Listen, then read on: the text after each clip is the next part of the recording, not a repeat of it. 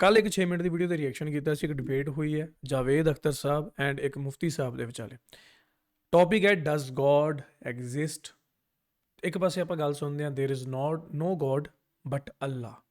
ਇਸਲਾਮ ਦੇ ਵਿੱਚ ਇਹ ਗੱਲ ਸੁਣਦੇ ਹਾਂ।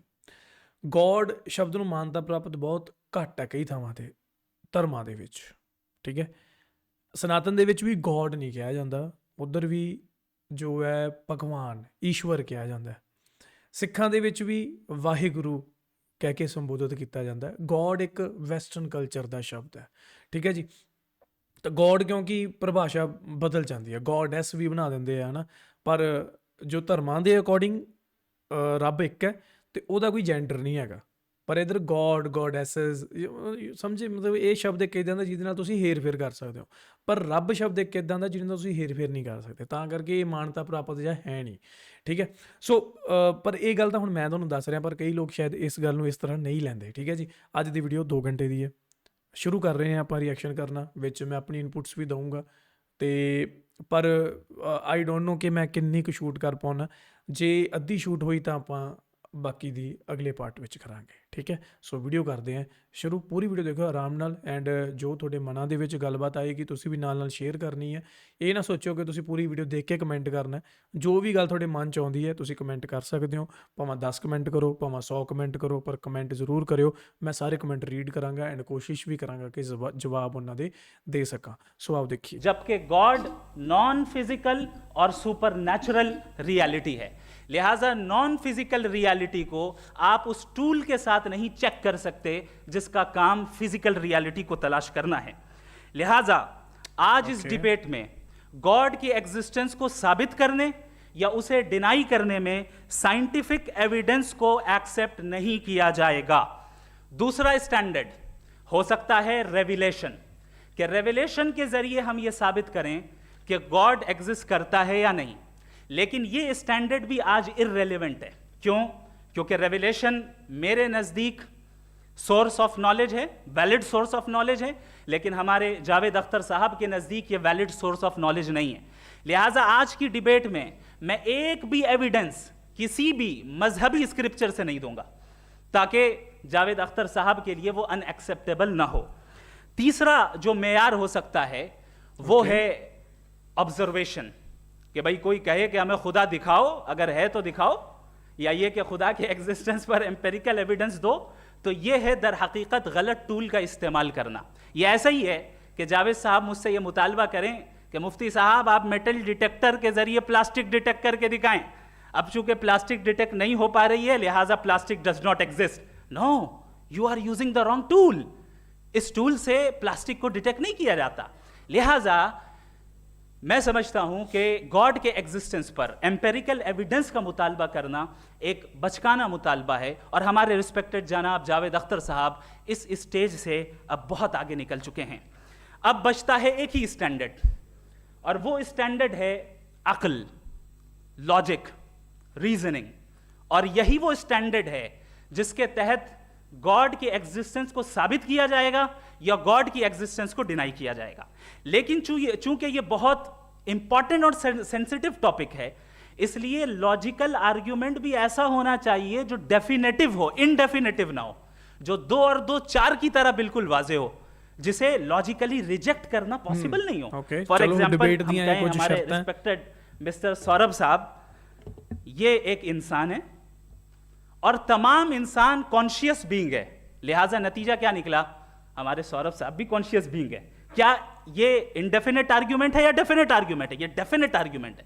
ये 2 और 2 की तरह वाजे है, इसमें किसी तरह जो है लॉजिकली इसको रिजेक्ट नहीं किया जा सकता। तो अगर आज हमारे जावेद अख्तर साहब ऐसी कोई अकली दलील और लॉजिकल एविडेंस दें खुदा के ना होने पर जो डेफिनेट भी हो, तो मैं ये ऐलान करता हूं कि यकीनन मैं उस एविडेंस को कबूल करूंगा और उस पर गौर करूंगा। लेकिन ओके अच्छा, डिबेट शुरू होने तो पहला मैं कुछ कमेंट पढ़े सी, क्योंकि इन्हां दी रीलां बहुत वायरल हो रही हैं ते लोकां ने कई यूट्यूब ते वीडियोज़ भी पाईयां, ते मैं बड़ा हैरान होया ਜਦੋਂ मैं सुनिया उन्हां दे ਜ਼ਰੀਏ ਕਹਿੰਦੇ इन्हां दे अकॉर्डिंग खुदा कोई होर है, अल्लाह कोई होर है। मैं बड़ा हैरान होया उत्ते, सिर्फ इत्थे ही नहीं, फिर कहंदे भी ਰੱਬ ਕੋਈ ਹੋਰ ਹੈ, ਭਗਵਾਨ ਹੋਰ ਹੈ, ਈਸ਼ਵਰ ਹੋਰ ਹੈ, ਮਤਲਬ ਜਿੰਨੇ ਵੀ ਇਹ ਨਾਮ ਹੈ ਸਭ ਦੇ ਨਾਮ ਵੱਖਰੇ ਵੱਖਰੇ ਲੈਤੇ। ਇਸਲਾਮ ਦੇ ਵਿੱਚ 100 ਨਾਮ ਹੈ ਅੱਲਾ ਦੇ, ਠੀਕ ਹੈ। ਸਿੱਖਾਂ ਦੇ ਵਿੱਚ 1000 ਨਾਮ, 1000 ਤੋਂ ਵੀ ਉੱਤੇ ਨਾਮ ਲੈ ਗਏ ਆ। ਜਾਪ ਸਾਹਿਬ ਦੇ ਵਿੱਚ ਦਸਮ ਗ੍ਰੰਥ ਜੀ ਦੀ ਬਾਣੀ ਗੁਰੂ ਗੋਬਿੰਦ ਸਿੰਘ ਜੀ ਦੇ ਦੁਆਰਾ ਰਚੀ ਗਈ ਹੈ। 1000 ਤੋਂ ਵੀ ਉੱਤੇ ਨਾਮ ਉਸ ਸੱਚੇ ਪਰਵਿਰਦਗਾਰ ਦੇ। ਸ਼ਿਵ ਪੁਰਾਣ ਸਨਾਤਨ ਦੇ ਵਿੱਚ, ਸ਼ਿਵ ਪੁਰਾਣ ਦੇ ਵਿੱਚ ਵੀ 1000 ਤੋਂ ਉੱਤੇ ਨਾਮ ਉਸ ਰੱਬ ਦੇ, ਠੀਕ ਹੈ ਜੀ। ਪਰ ਗੱਲ ਸਿਰਫ ਇੱਕੋ ਦੀ ਹੋ ਰਹੀ ਹੈ, ਜਿਹੜੇ ਉਹ ਰੱਬ ਦੇ ਜਿਹੜੇ ਕਰਮ ਹੁੰਦੇ ਆ ਨਾ, ਉਹਨਾਂ ਦੇ ਅਕੋਰਡਿੰਗ ਉਹਨਾਂ ਦਾ ਨਾਮ ਪੈ ਜਾਂਦਾ। ਮੰਨ ਲਓ ਰੱਬ ਨੇ ਕਰਮ ਕੀਤਾ ਤਾਂ ਨਾਮ ਪੈ ਗਿਆ ਕਰੀਮ, ਜੇ ਕਿਸੇ ਤੇ ਰਹਿਮ ਕਰਤਾ ਤਾਂ ਨਾਮ ਪੈ ਗਿਆ ਰਹੀਮ, ਠੀਕ ਹੈ। ਇਹ ਨਾਮ ਹੈ ਜਿਹੜੇ ਤੁਹਾਡੇ ਉਸ ਕਰਮ ਦੇ ਅਕੋਰਡਿੰਗ ਜਿਹੜੇ ਨਾਮ ਪੈ ਜਾਂਦੇ, ਠੀਕ ਹੈ। ਪਰ ਗੱਲ ਇੱਕੋ ਦੀ ਹੋ ਰਹੀ ਹੈ। ਮੈਂ ਬੜਾ ਹੈਰਾਨ ਹੋਇਆ ਕਿ ਲੋਕੀ ਅੱਜ ਕੱਲ੍ਹ ਲੋਕਾਂ ਦਾ ਇੱਕ ਸਿਵਿਕ ਸੈਂਸ, ਮਤਲਬ ਇੱਕ ਨॉर्मल सेंस जी ਨੂੰ ਵੀ ਕੀ ਹੋ ਗਿਆ। साथ में ये भी ऐलान कर देता हूं प्रेडिक्शन के तौर पर कि ऐसा कोई डेफिनेट आर्गुमेंट कोई नहीं पेश कर सकता। दलील हम देंगे और डेफिनेटिव दलील देंगे, लॉजिकल दलील देंगे, ऐसी दलील देंगे जो एंटायर एथिस्टिक वर्ल्ड उसे रेफ्यूट नहीं कर सकती। चलें अब हम एक एग्जाम्पल सोचते हैं, एक सिनेरियो, सिंपल सिनेरियो, तमाम ऑडियंस से गुजारिश है। हम और आप एक आइसोलेटेड आइलैंड पर हैं, ऐसा आइलैंड जहां पे हमसे पहले कोई कभी नहीं गया। चलते चलते आपके सामने अचानक आपने देखा एक पिंक कलर की बॉल पड़ी हुई है। सबसे पहला सवाल आपके जहन में क्या आएगा कि ये बॉल यहां क्यों आई, कैसे आई, ये पिंक कलर की ही क्यों है, कोई और कलर भी हो सकता था, ये इसी शेप में क्यों है, कोई और शेप भी हो सकता था। नेचुरली आप इस तरफ पहुंचेंगे कि कोई ना कोई है जिसने इन स्पेसिफिक प्रॉपर्टीज के साथ इस बॉल को बनाया है और यहां पे रखा है। चूंकि आप जानते हैं कि ये जो बॉल है इसका एग्जिस्ट करना जरूरी नहीं है, ये एग्जिस्ट कर भी सकती थी, नहीं भी कर सकती थी, और एग्जिस्ट करना ही था तो किसी और फॉर्म में करती, किसी और कलर में करती। अब आप इस बॉल को एक्सपैंड करते चले जाएं, एक्सपैंड करते चले जाएं, एक्सपैंड करते चले जाएं, यहां तक कि ये बॉल यूनिवर्स के साइज की हो जाए। बताइए कि क्या साइज के बढ़ जाने से सवाल बदल जाएगा? हरगिज नहीं बदलेगा। अभी भी सवाल रहेगा ये यूनिवर्स कहां से आया, इन स्पेसिफिक प्रॉपर्टीज के साथ कहां से आया, क्यों आया, किसने बनाया, ये सवाल उस वक्त भी वैलिड रहेगा। लेकिन ये सवाल अगर हम जनाब जावेद अख्तर साहब से करें तो चूंकि इनका वर्ल्ड व्यू एथिस्टिक है, और सिर्फ इनका नहीं, मतलब जितने भी एथिस्ट हैं और एथिस्टिक वर्ल्ड व्यू को रखने वाले से अगर आप ये सवाल करें कि ये यूनिवर्स कहां से आया, तो इनका जवाब या तो आर्ग्यूमेंट फ्रॉम इग्नोरेंस होगा या डॉगमेटिक होगा। या तो ये कहेंगे कि मुझे डॉगमेटिक ਦਾ ਮਤਲਬ ਕੀ ਹੋਇਆ? सॉरी मैंने नहीं पता ਉਹਦਾ मतलब। नहीं पता कि ये कहां से आया, लिहाजा गॉड डज नॉट एग्जिस्ट, ये आर्ग्यूमेंट फ्रॉम इग्नोरेंस है। या ये कहेंगे कि ये यूनिवर्स खुद ब खुद बन गया, इसका मतलब ये है कि उस बॉल को भी खुद ब खुद बन जाना चाहिए। लेकिन बॉल के ताल्लुक से ये एक्सप्लेनेशन एक्सेप्ट नहीं की जाएगी कि ये खुद ब खुद बन गई, लेकिन यूनिवर्स के ताल्लुक से कर दिया जाएगा। इसे हम दूसरे अल्फाज में डॉगमा भी कह सकते हैं।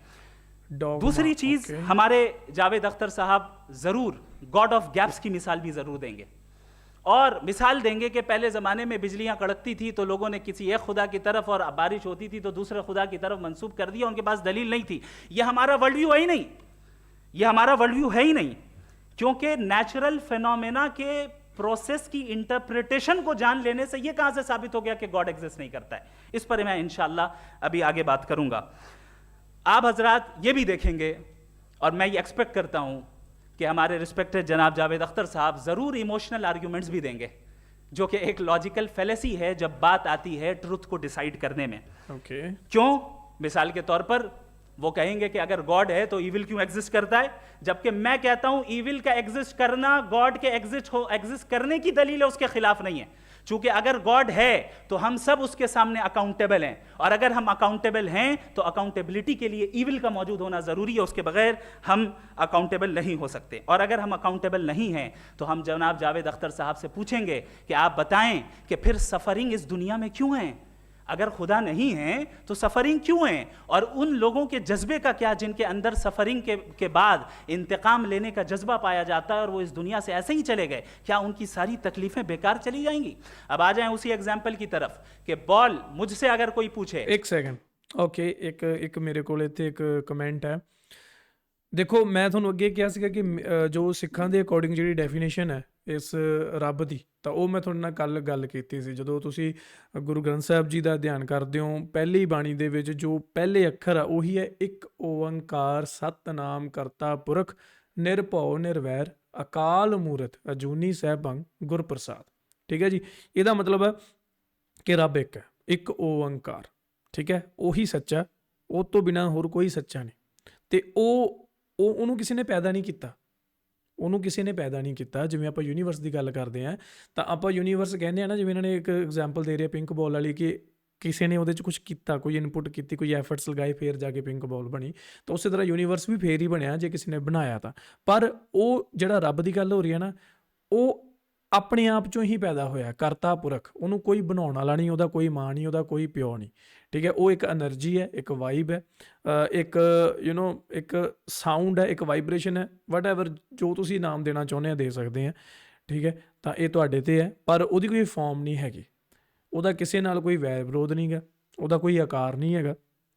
ਠੀਕ ਹੈ ਜੀ, ਅਤੇ ਬਸ ਉਸੇ ਨੂੰ ਅਸੀਂ ਜਿਹੜਾ ਮੰਨਣਾ ਹੈ, ਇਹ ਇੱਕ ਸਿੱਖਾਂ ਦਾ ਸਿਧਾਂਤ ਹੈ। ਠੀਕ ਹੈ, ਅਤੇ ਗੱਲ ਕੀ ਕਰਨ ਲੱਗਾ ਸੀ ਮੈਂ ਉਹ ਭੁੱਲ ਗਿਆ।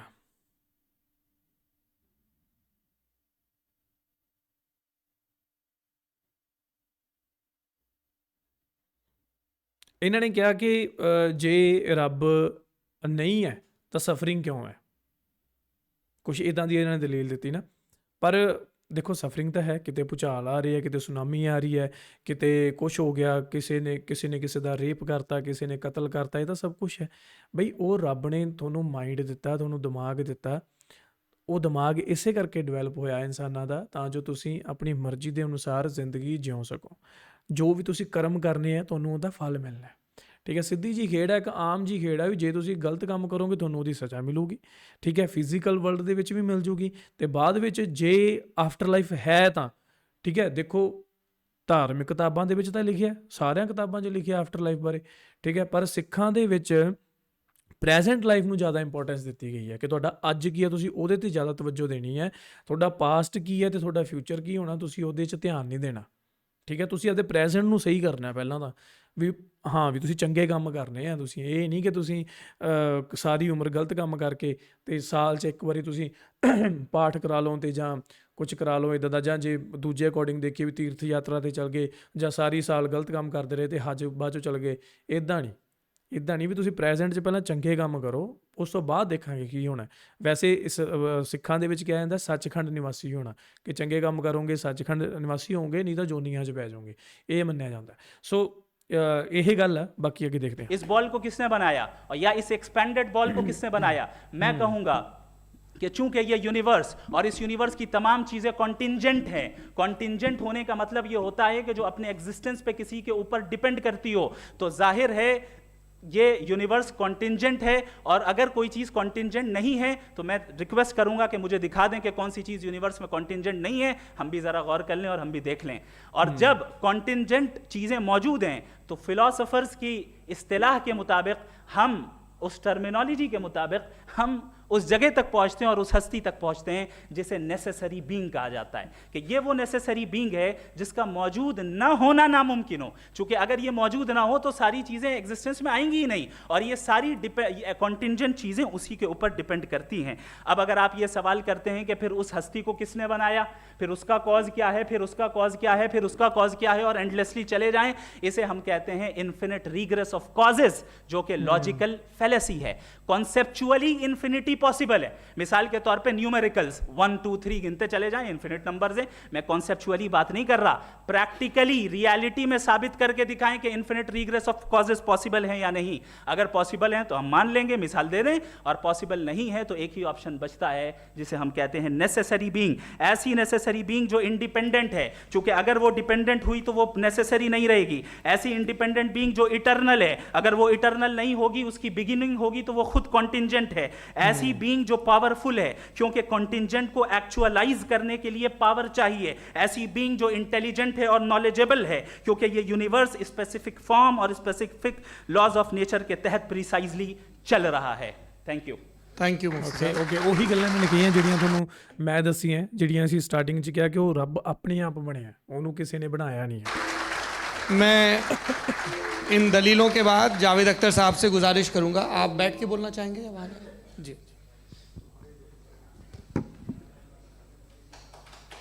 जावेद अख्तर साहब, he is good personality, he is good human being, but इन्हां दियां दलीलां सुन पहले तो मैं मुफ्ती साहब को एक अच्छी खबर देना चाहूँगा कि मेरी नॉलेज साइंस के बारे में बड़ी मामूली है, तो आप फिक्र ना करें उसकी, लेकिन कुछ कॉमन सेंस है मुझ में। देखिए, ये खुदा का तस्वुर कोई नया तस्वुर नहीं है, ये सदियों से रहा है। ये कुछ रिलीजन 3000 साल पुराने होंगे, 4000 साल पुराने होंगे, लेकिन इंसान कोई 10,000 12,000 साल से एग्जिस्ट करता है होमोसेपियन की शक्ल में, और हमेशा कुछ ना कुछ मज़हब रहे।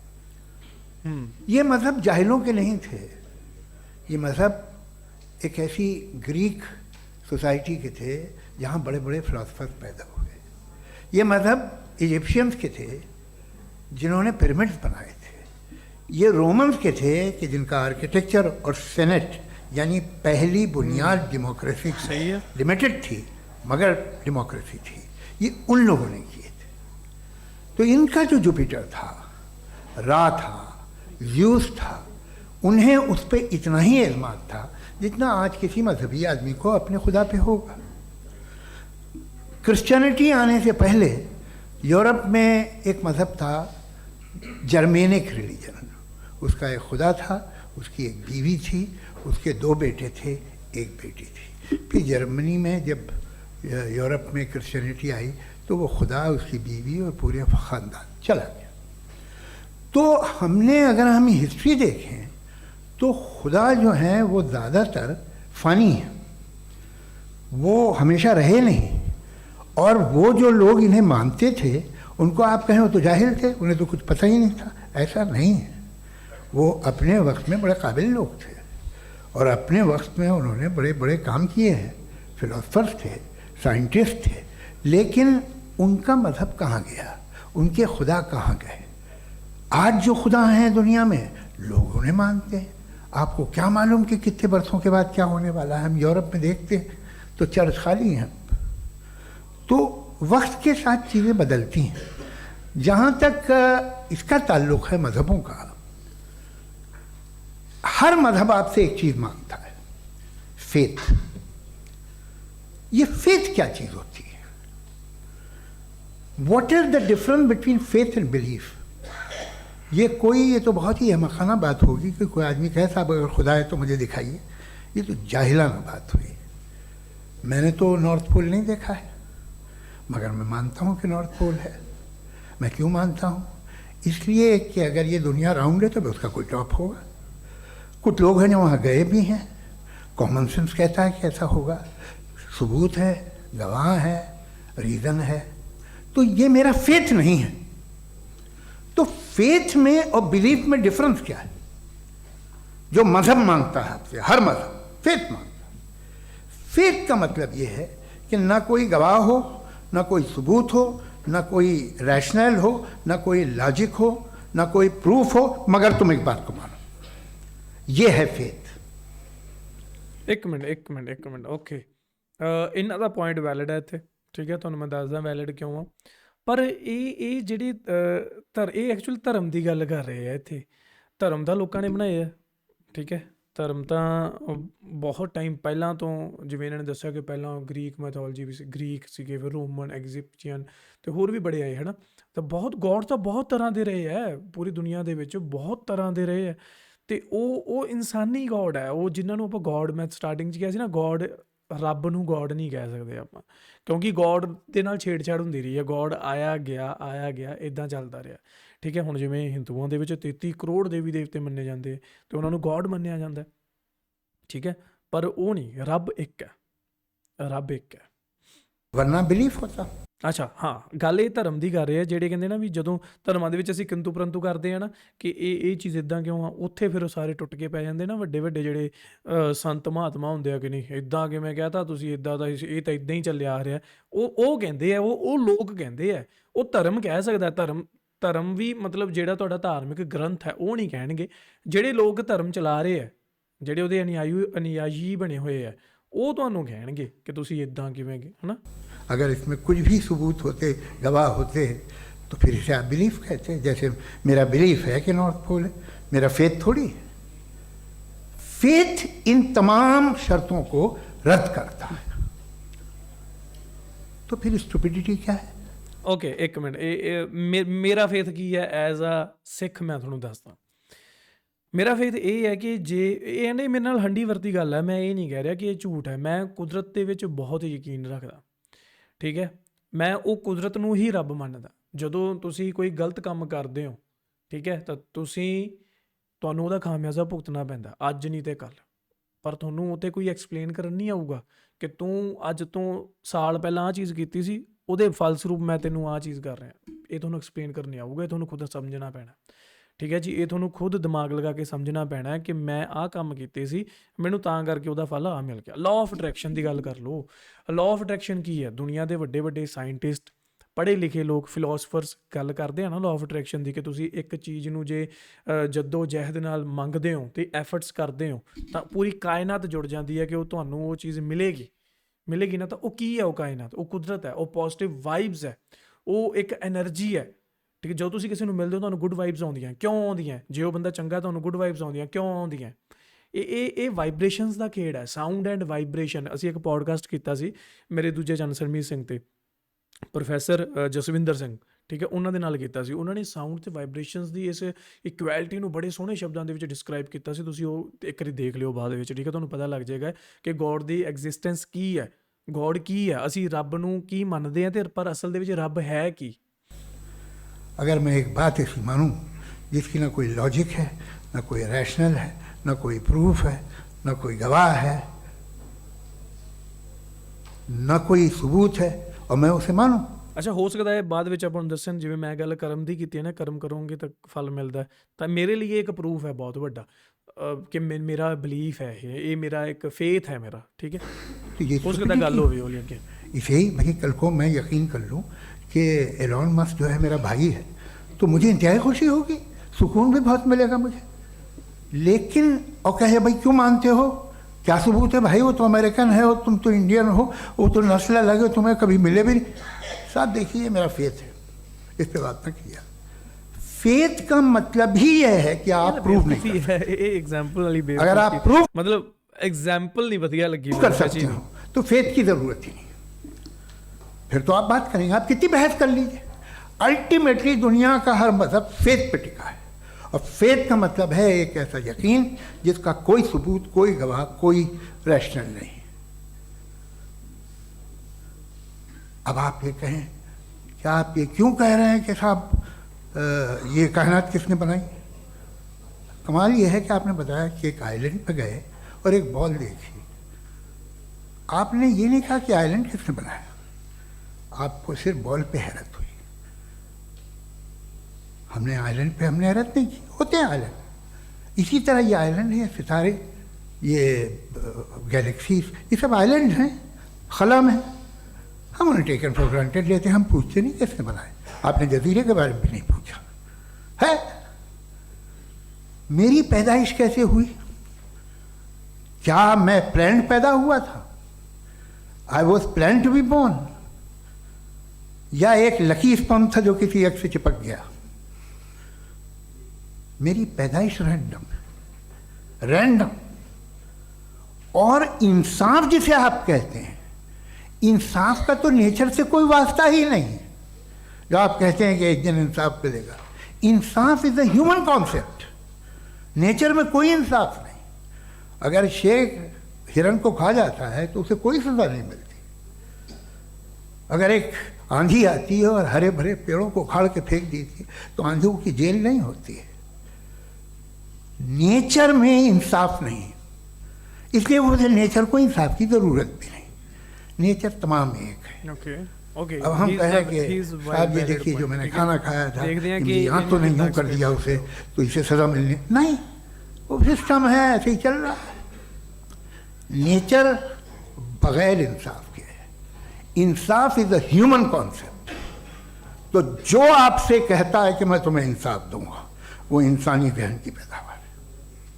ये नेचुरल है ही नहीं, ये आसमानी है ही नहीं, नेचर का तसव्वुर, इंसाफ का तसव्वुर। भाई आप साथ मिलते हैं, अब आप लेफ्ट हैंड ड्राइव करते हैं, ये क्या है? तमाम सच, तमाम नेकी, तमाम शराफत लेफ्ट हैंड ड्राइव है। वरना क्या होगा, या तो आप क्रॉस कर देंगे, आपका एक्सीडेंट हो जाएगा, या आप किसी को मार देंगे, या ट्रैफिक जैम हो जाएगा। झूठ, बेईमानी, रिश्वतखोरी, ये तमाम जो है driving on the wrong side, इसके ऊपर कुछ नहीं। ये तो हमने बनाया, जैसे हमने लेफ्ट हैंड ड्राइव बनाई है। ये कॉन्सेप्ट ऑफ इंसाफ जो है ये हमारा है, इसका नेचर से कोई वास्ता नहीं। शेर खा जाता है हिरन को, उसे जेल होती है क्या? कुछ भी नहीं, है ही नहीं। तो ये जो दुनिया के रिलीजन प्रॉमिस करते हैं आपसे इंसाफ, इसी से मालूम होता है कि ये मैन मेड है। ये तसव्वुर कहीं और का है ही नहीं। जो नेचर है, कुछ लोग कहते हैं नेचर ही खुदा है, तो नेचर में तो इंसाफ नहीं कहीं। और आप वादा कर रहे हैं कि तुम्हें मरने के बाद इंसाफ मिलेगा। मुझे अगर मिलेगा तो मैं बहुत खुश हूँगा, लेकिन मैं यकीन नहीं कर पाता हूँ, इसलिए कि मैं फेथ नहीं पैदा कर सकता। The very fact that religions demand faith, इसका मतलब है कि उनके पास जस्टिफिकेशन नहीं है। अच्छा साहब, फिर रिलीजन अगर मॉडरेशन में है, कोई सा भी नहीं, वो आप में कुछ खूबियाँ भी पैदा करता होगा, देखिए उससे ये फ़ायदा है, वो फ़ायदा है। अल्कोहल जो है वो ज़्यादातर दवाओं में यूज़ होती है, और एक सर्वे किया गया था अमेरिका में कि लॉन्जिटिविटी किन लोगों की है। तो एक तरफ वो लोग थे जो शराब पीते ही नहीं थे, और एक तरफ वो थे जो एक बोतल शराब रोज़ पीते थे। सबसे ज़्यादा लंबी उम्र उनकी है जो 2 पैग नाप के शराब पीते हैं और खाना खाते हैं। मगर हम शराब को बुरा समझते हैं, मैं भी बुरा समझता हूँ। क्यों? ऐसा होता नहीं। कुछ चीज़ों में आदत होती है कि वो बढ़ती है। आज तक में एक आदमी दूध पीता है, आप 10 साल बाद भी मिलेंगे तो एक ही गिलास पीता होगा। ऐसा नहीं होता, सुबह से दूध पीता रहता है। मिल्कोहलिक मैंने नहीं देखे, अल्कोहलिक होते हैं। ये टेंडेंसी है मजहब की कि वो बढ़ता है, जैसे कैंसर बढ़ता है, जैसे शराब बढ़ती है। कुछ लोग होंगे जो उसे सही तरह से यूज़ करते हैं। मुझे यकीन है कि हमारे मुफ्ती साहब भी उनमें से एक हैं, इनसे बहुत खुशी हुई मुझे इनसे मिलकर। लेकिन कितने लोग हैं कि आज आप देखते हैं दुनिया में जो तबाहियाँ हैं, इनमें कितना हाथ है उन लोगों का जो बिलीवर कहते था मजहब ये नहीं कहता, ना कहता होगा, मगर जब ये मजहब पीते हैं तो ऐसे बिहेव करते हैं। थोड़ा सा अगर हो तो शायद बहुत अच्छी बात, लेकिन शराब थोड़ी सी नहीं रहती, उसमें टेंडेंसी है पहले। थोड़ा सा अगर 2-3 कैंसर के सेल हो ना बॉडी में तो आदमी स्लिम रहेगा, लेकिन वो 2-3 सेल नहीं रहते, वो मल्टीप्लाई होते हैं। जावेद साहब, टाइम पूरा हो गया। टाइम हो गया तो बस बात खत्म हो गई। अच्छा, मुझे कुछ और कहने को था भी नहीं। जी, मैं पहले जवाबी दौर के लिए इनवाइट कर रहा हूँ मुफ्ती साहब को। Your rebuttal round 1, you have 7 minutes.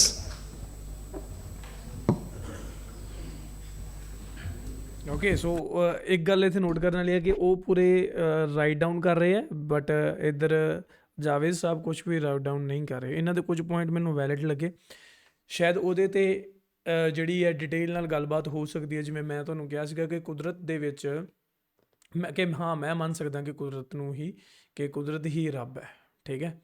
ਤੇ ਪਰ ਇਹਨਾਂ ਨੇ ਕਿਹਾ ਕੁਦਰਤ ਦੇ ਵਿੱਚ ਇਨਸਾਫ ਹੈ ਨਹੀਂਗਾ।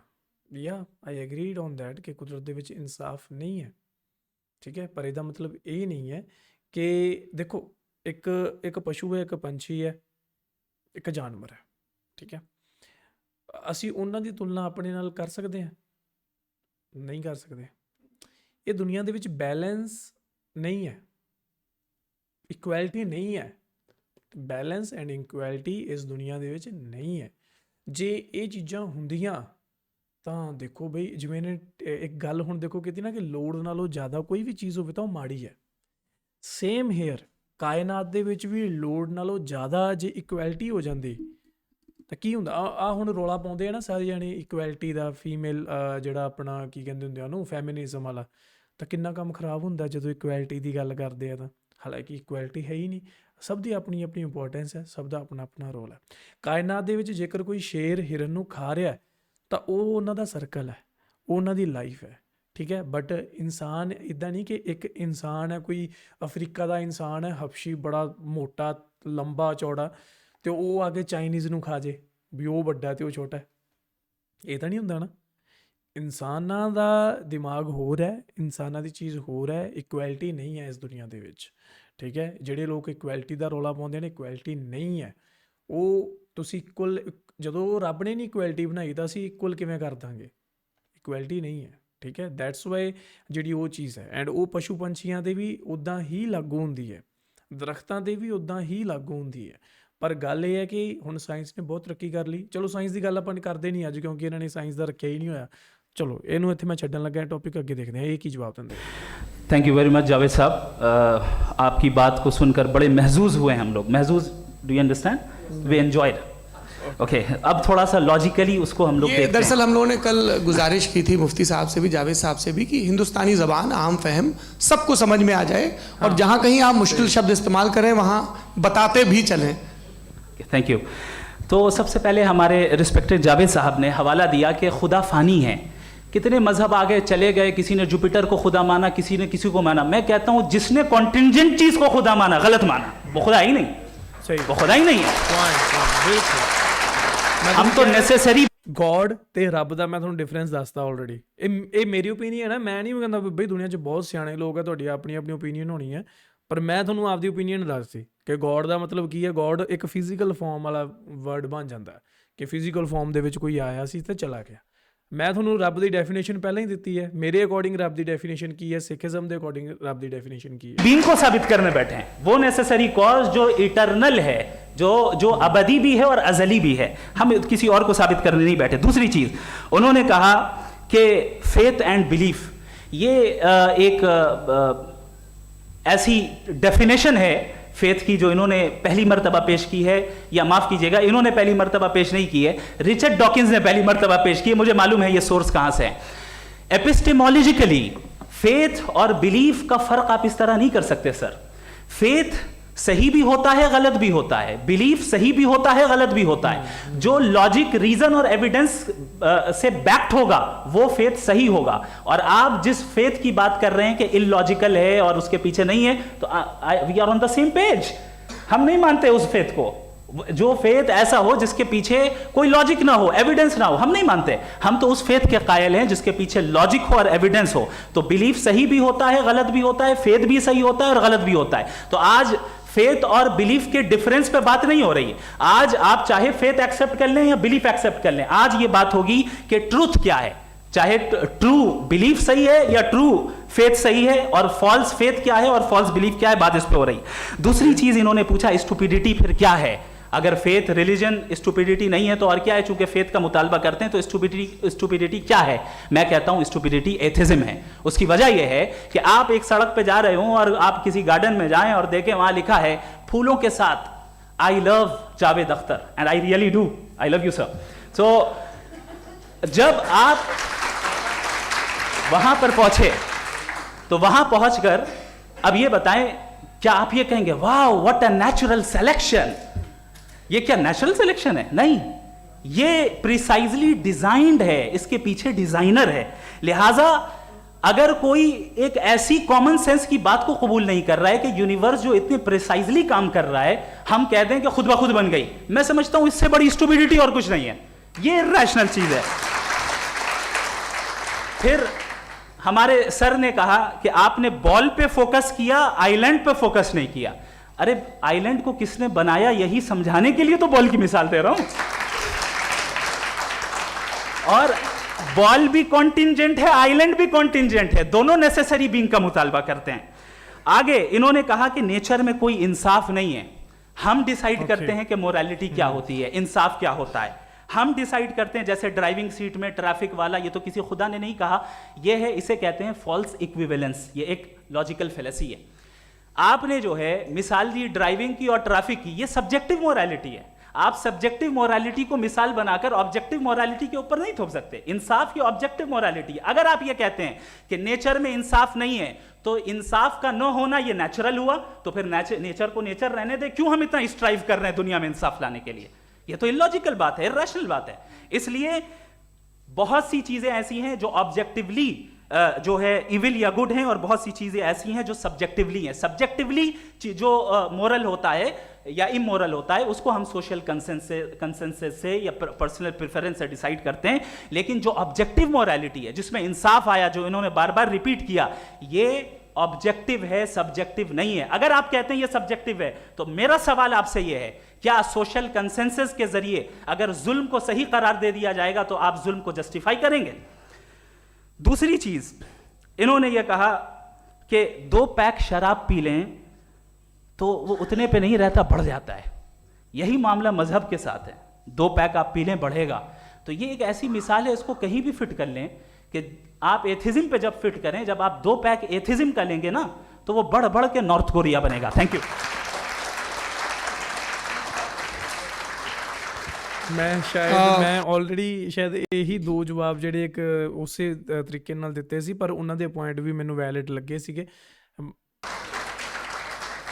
फर्स्ट राउंड के रिबटल के लिए मैं जावेद साहब को इनवाइट कर रहा हूं। आपके पास 7 मिनट का वक्त है, रीसेट कर दीजिएगा प्लीज़।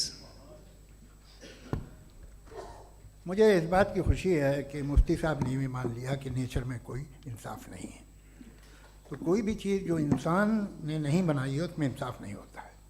एक बात मैं आपसे अर्ज़ करूँ, ज़रा पता लगा लीजिएगा, ये जो आप बाग में जाते हैं बेहद खूबसूरत फूल देखते हैं ना, इनमें से कोई नेचुरल नहीं है।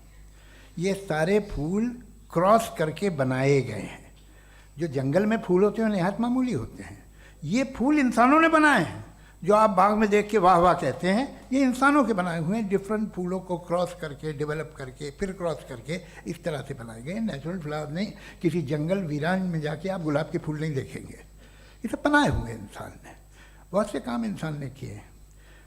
बाकी है कि आपने मेरी एक बात का जवाब नहीं दिया, जिससे मुझे शिकायत है कि फेथ क्या है और आप फेथ मांगते क्यों हैं मुझसे? आप तो लॉजिकल हैं, आपके पास तो सारे रैशनल्स हैं, आपके पास सारे सबूत हैं, तो आपको फेथ की डिमांड क्यों करते हैं कि भाई तुम सरेंडर कर दो और सवाल मत करो? कोई मजहब सारे सवाल करने की इजाज़त नहीं देता है और मना करता है कि ज़्यादा सवाल ना करो, बहक जाओगे तुम। आप क्यों रोकते हैं? हकीकत ये है कि इंसानी ਦੇਖੋ ਮੈਨੂੰ ਨਹੀਂ ਪਤਾ ਕਿ ਬਾਕੀ ਮਜ਼ਹਬ ਦੇ ਵਿੱਚ ਕੀ ਹੁੰਦਾ, ਸਵਾਲ ਕਰਨ ਦੀ ਆਜ਼ਾਦੀ ਹੈ ਜਾਂ ਨਹੀਂ ਹੈ।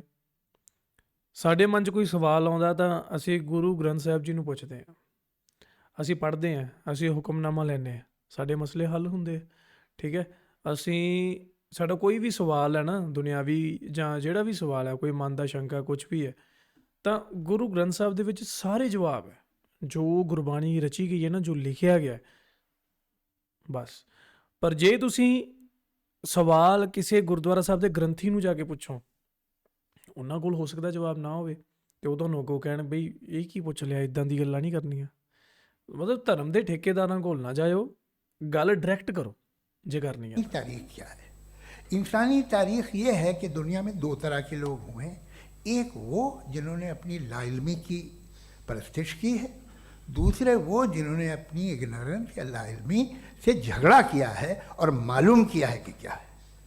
ये जो आप कह रहे हैं, आज आप हैरान हैं कि भाई ये यूनिवर्स कैसे बनी। लोग हैरान थे कि सूरज डूबता है तो इधर से कैसे निकलता है, और आप एक कदम जाके हमेशा का मानने को तैयार है, एक कदम पीछे ही मान जाइए। भाई आप इसके बाद जाते हो, कहते सवाल ना करना कि ये कहाँ से आया, ये पावर तो हमेशा से हमेशा रहेगी। तो आप यूनिवर्स के बारे में मानने में क्या तकलीफ है? एक कदम पहले रुक जाइए, ये हमेशा से थी या नहीं थी हमें मालूम नहीं है। और ये कहना कि हमें मालूम नहीं है, कमाल ये है कि दुनिया के सारे मजहब सब जानते हैं ये दुनिया कैसे बनी थी, कैसे मिटेगी, मरने के बाद क्या होगा, इनको सब इल्म है। इनको किसी को डायनासोर होते थे पहले ये नहीं पता था, किसी को नहीं पता। ਇਹ ਕੱਲ ਲਈ ਉਹੀ किसी भी दुनिया की मजहबी ਆਪਾਂ ਆਲਰੇਡੀ ਇਹ ਤੇ ਗੱਲ किताब ਕਰ में ਚੁੱਕੇ ਹਾਂ, ਸੋ डायनासोर मैं का दोबारा जिक्र नहीं नहीं। कुछ बोलूँगा। लेकिन बाकी सब बातें, how to make universe in 4 easy lessons and बाकी सब पता है। जिसको सब पता है वो गड़बड़ है। हम में ये इंकिसार, ये ह्यूमिलिटी होनी चाहिए कि हम ये कहें कि हमें ये बहुत सारी बातें नहीं मालूम, लेकिन हम उनकी परस्तिश ना करें, अपनी लाइल्मी को की परस्तिश ना करें, हम उसे पता लगाने की कोशिश करें। जिस दुनिया में आप बैठे हैं सर, ये हॉल जो है, ये इलेक्ट्रिसिटी जो है, ये माइक जो है, जिस हवाई जहाज से आप आए थे, वो जिस कार से आप यहाँ आए हैं, ये सब उन लोगों की बनाई हुई है जिन्होंने सवाल किए थे। ये दुनिया जिसमें आप आज आराम से हैं, ये उन लोगों की बनाई है कि जिन्होंने सवाल किए थे, और हर स्टेज पे इन सवालों को मकरूह कहा गया था, गलत कहा गया था। आप ज़रा तारीख पढ़िए, एक बड़ी दिलचस्प किताब है बर्ट्रैंड रसेल की, जिसमें उसने रिलीजन एंड साइंस कि कब से रिलीजन जो है साइंस के अगेंस्ट है, और हद तो ये है कि भाप के इंजन के खिलाफ थे, स्टीम इंजन के भी खिलाफ थे, और फतवे हुए उन पर, वेटिकन ने दिए। तो ये हमेशा, अभी जैसे ही ये राइट विंगर आते हैं अमेरिका में पावर में, तो वो जो अपना ये क्या बोलते हैं उसे, सीड क्या बोलते, सीड क्या जो, हाँ नहीं सीड जो होते हैं जिन पे जी, नहीं भाई, वो जो ह्यूमन बॉडी के जीन्स, उस पर रिसर्च बंद हो जाती है, रिपब्लिकन नहीं करने देते। अरे भाई इतना डर क्या है तुम्हें? एक ज़माने में बहुत नाराज़ थे ये सारे मजहबी लोग कि ये इंसान तो इंसान बनाने की कोशिश कर रहा है। आपको क्या तकलीफ भाई, बना ले तो बना लेने दो, ये खौफ क्या है? और ये सब आज जो आप आई डोंट नो कि इस गल दे इधर की लेना देना। मुझे एक किस्सा याद आता है, जब मैं छठी क्लास में था तो मैं मैथमेटिक्स में बहुत वीक था, तो एक टीचर रख दिया गया, उसने 1 2 3 4 5 6 7 को सिखा दिया मुझे। वो दिन मैं भूल नहीं सकता हूँ मुफ्ती साहब, जिस दिन उसने ये बताया कि 1/2 क्या होता है और 3/4 क्या होता है, मुझे ऐसा लगा कि मेरा सर बीच से फट जाएगा। यह आदमी कह रहा है कि जो दीवार के अंदर जाओ वॉक करते हुए। आज हंसता हूँ मैं इस बात पे। तो आज जो बातें आपके जहन से बिल्कुल परे हैं और आप हैरान होते उन्हें देख के, एक वक्त आएगा कि मामूली लगेंगे, और हुआ है। आपकी इंसानी तारीख ही है। इतनी जल्दी सारे फैसले आप मत कर लीजिए, थोड़ा ये ह्यूमिलिटी रखिए कि भाई ये हमें नहीं मालूम।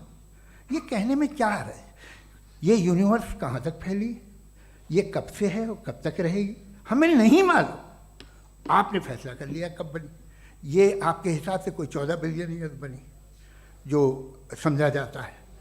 उससे पहले हजारों करोड़ों अरबों साल तक खुदा बैठा क्या कर रहा था? खामोश बैठा था, ऐसे ही जमाइयाँ ले रहा था। फिर उसे आइडिया आया, यार एक काम करते, वक्त अच्छा गुजर जाएगा, यूनिवर्स बनाते। सोचिए, वो तो हमेशा से है ना, मगर यूनिवर्स हमेशा से नहीं है, ये तो बनाई गई है। और उससे पहले क्या था, इनका क्या काम था? कैसी बात है, ये बड़ा आसान है। जो बात हमें आज धीरे धीरे पता चली है, बरसों 2000 और 2500 साल पहले आपको किसी ने बता दिया कि क्या था, आप मान गए, और तब से वही मान रहे हैं जो 2500 साल पहले कहा गया था। सब कुछ बदल गया है, सॉल्व हो रही हैं चीज़ें।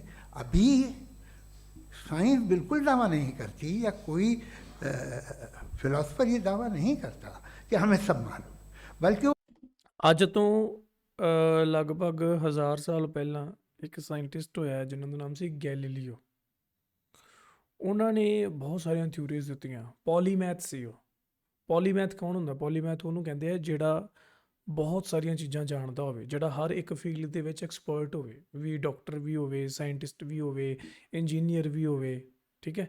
ਸੋ ਉਹ ਪੋਲੀਮੈਥ ਨੇ, ਉਹਨਾਂ ਨੇ ਕਾਫੀ ਸਾਰੀਆਂ ਡਰਾਇੰਗਸ ਬਣਾਈਆਂ ਥਿਊਰੀਜ਼ ਨਾਲ ਦੇ ਕੇ।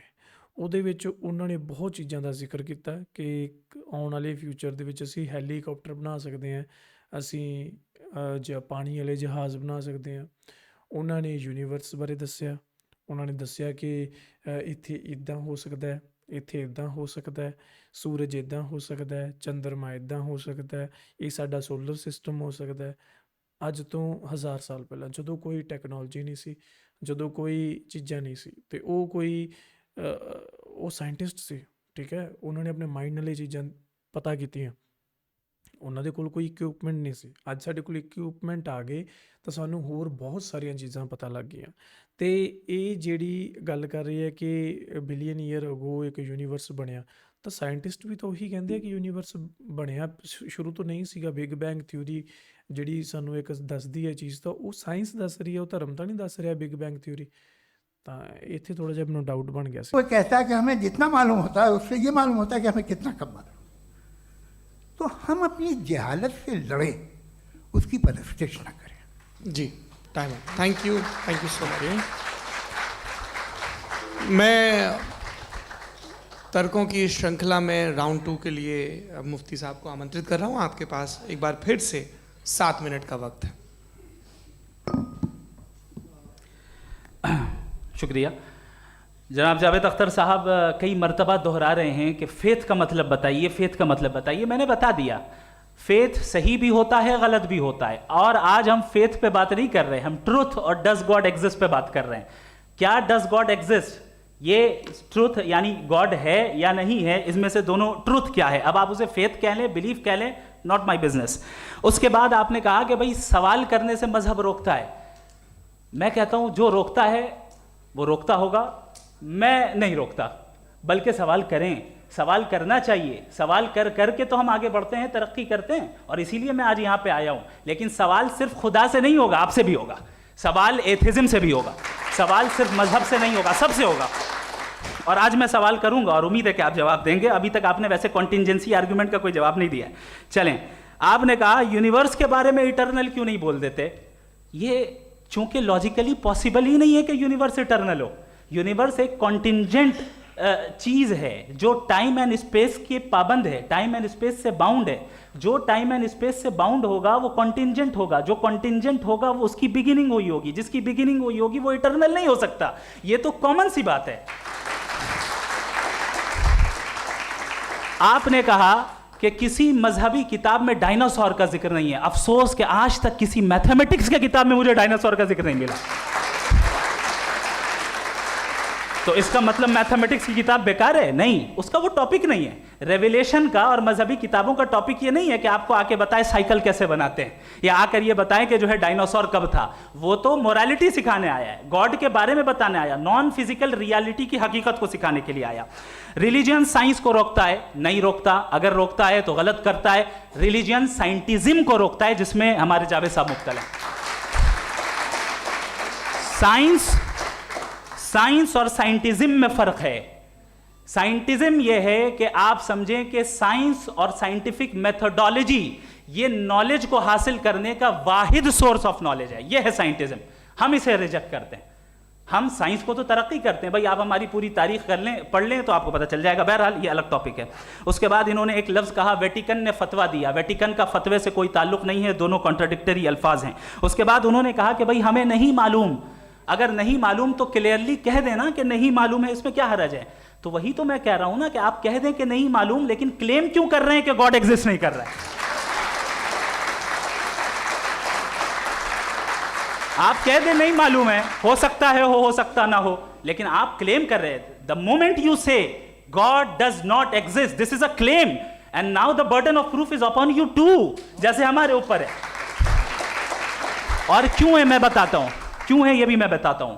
फिलोसॉफिकली जो क्लेम होता है ना, सिर्फ ये नहीं होता कि इंसान कहे पॉजिटिव क्लेम करे और नेगेटिव क्लेम करे तो बर्डन ऑफ प्रूफ नहीं है। आप मिसाल के तौर पे मैं कहूं कि फुला उस कमरे में कोई नहीं है, मैंने एक नॉलेज का क्लेम किया है।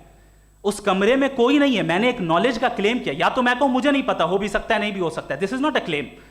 लेकिन जब मैं कह रहा हूं कि वहां कोई नहीं है, या मैं कह रहा हूं वहां कोई है, दोनों क्लेम है और दोनों के ऊपर बर्डन ऑफ प्रूफ है। हमारे ऊपर भी बर्डन ऑफ प्रूफ है। मैंने कंटिंजेंसी आर्ग्यूमेंट दिया, इसे तोड़कर दिखाइए। आखिरी चीज, इन्होंने कहा कि खुदा दुनिया बनाने से पहले 150 साल पहले या करोड़ों साल पहले क्या कर रहा था। अरे हजरत, चलें बहरहाल मैं जवाब दे देता हूं। आप हमारे रिस्पेक्टेड पर्सनैलिटी हैं, अगर आप नहीं होते तो मैं ऐसे एंटरटेन ही नहीं करता। टाइम, ये 100 साल पहले या 100 साल बाद, पहले बाद में अभी, ये वो अल्फाज हैं जिनका ताल्लुक टाइम से है।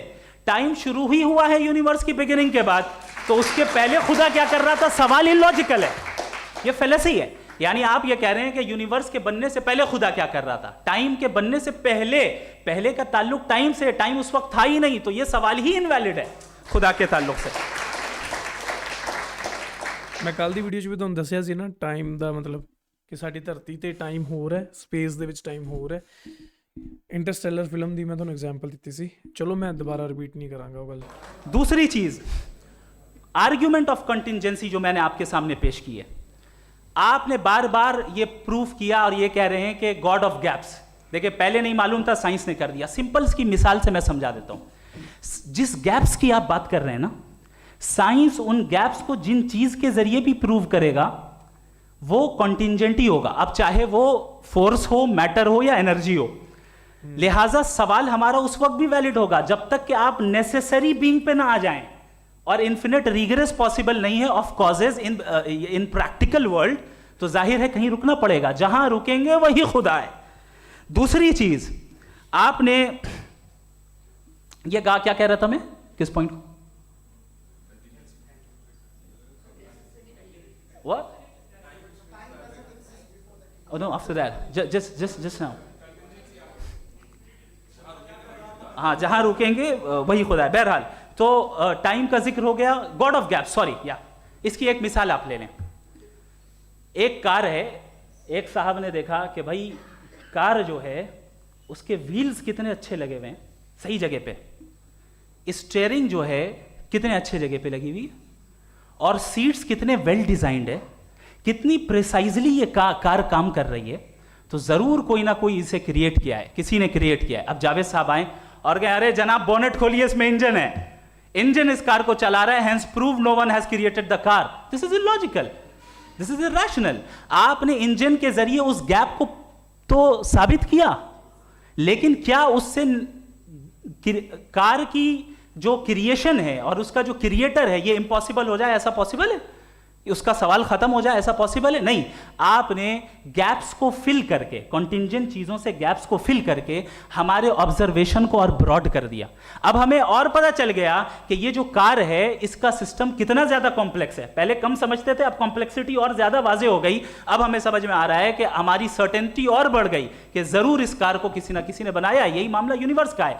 साइंस हमेशा फिजिकल वर्ल्ड की चीजों को ही फिल करती जाएगी और फिजिकल चीजों से ही करती जाएगी, चूंकि एम्पेरिकल एविडेंस का ताल्लुक फिजिकल वर्ल्ड से है।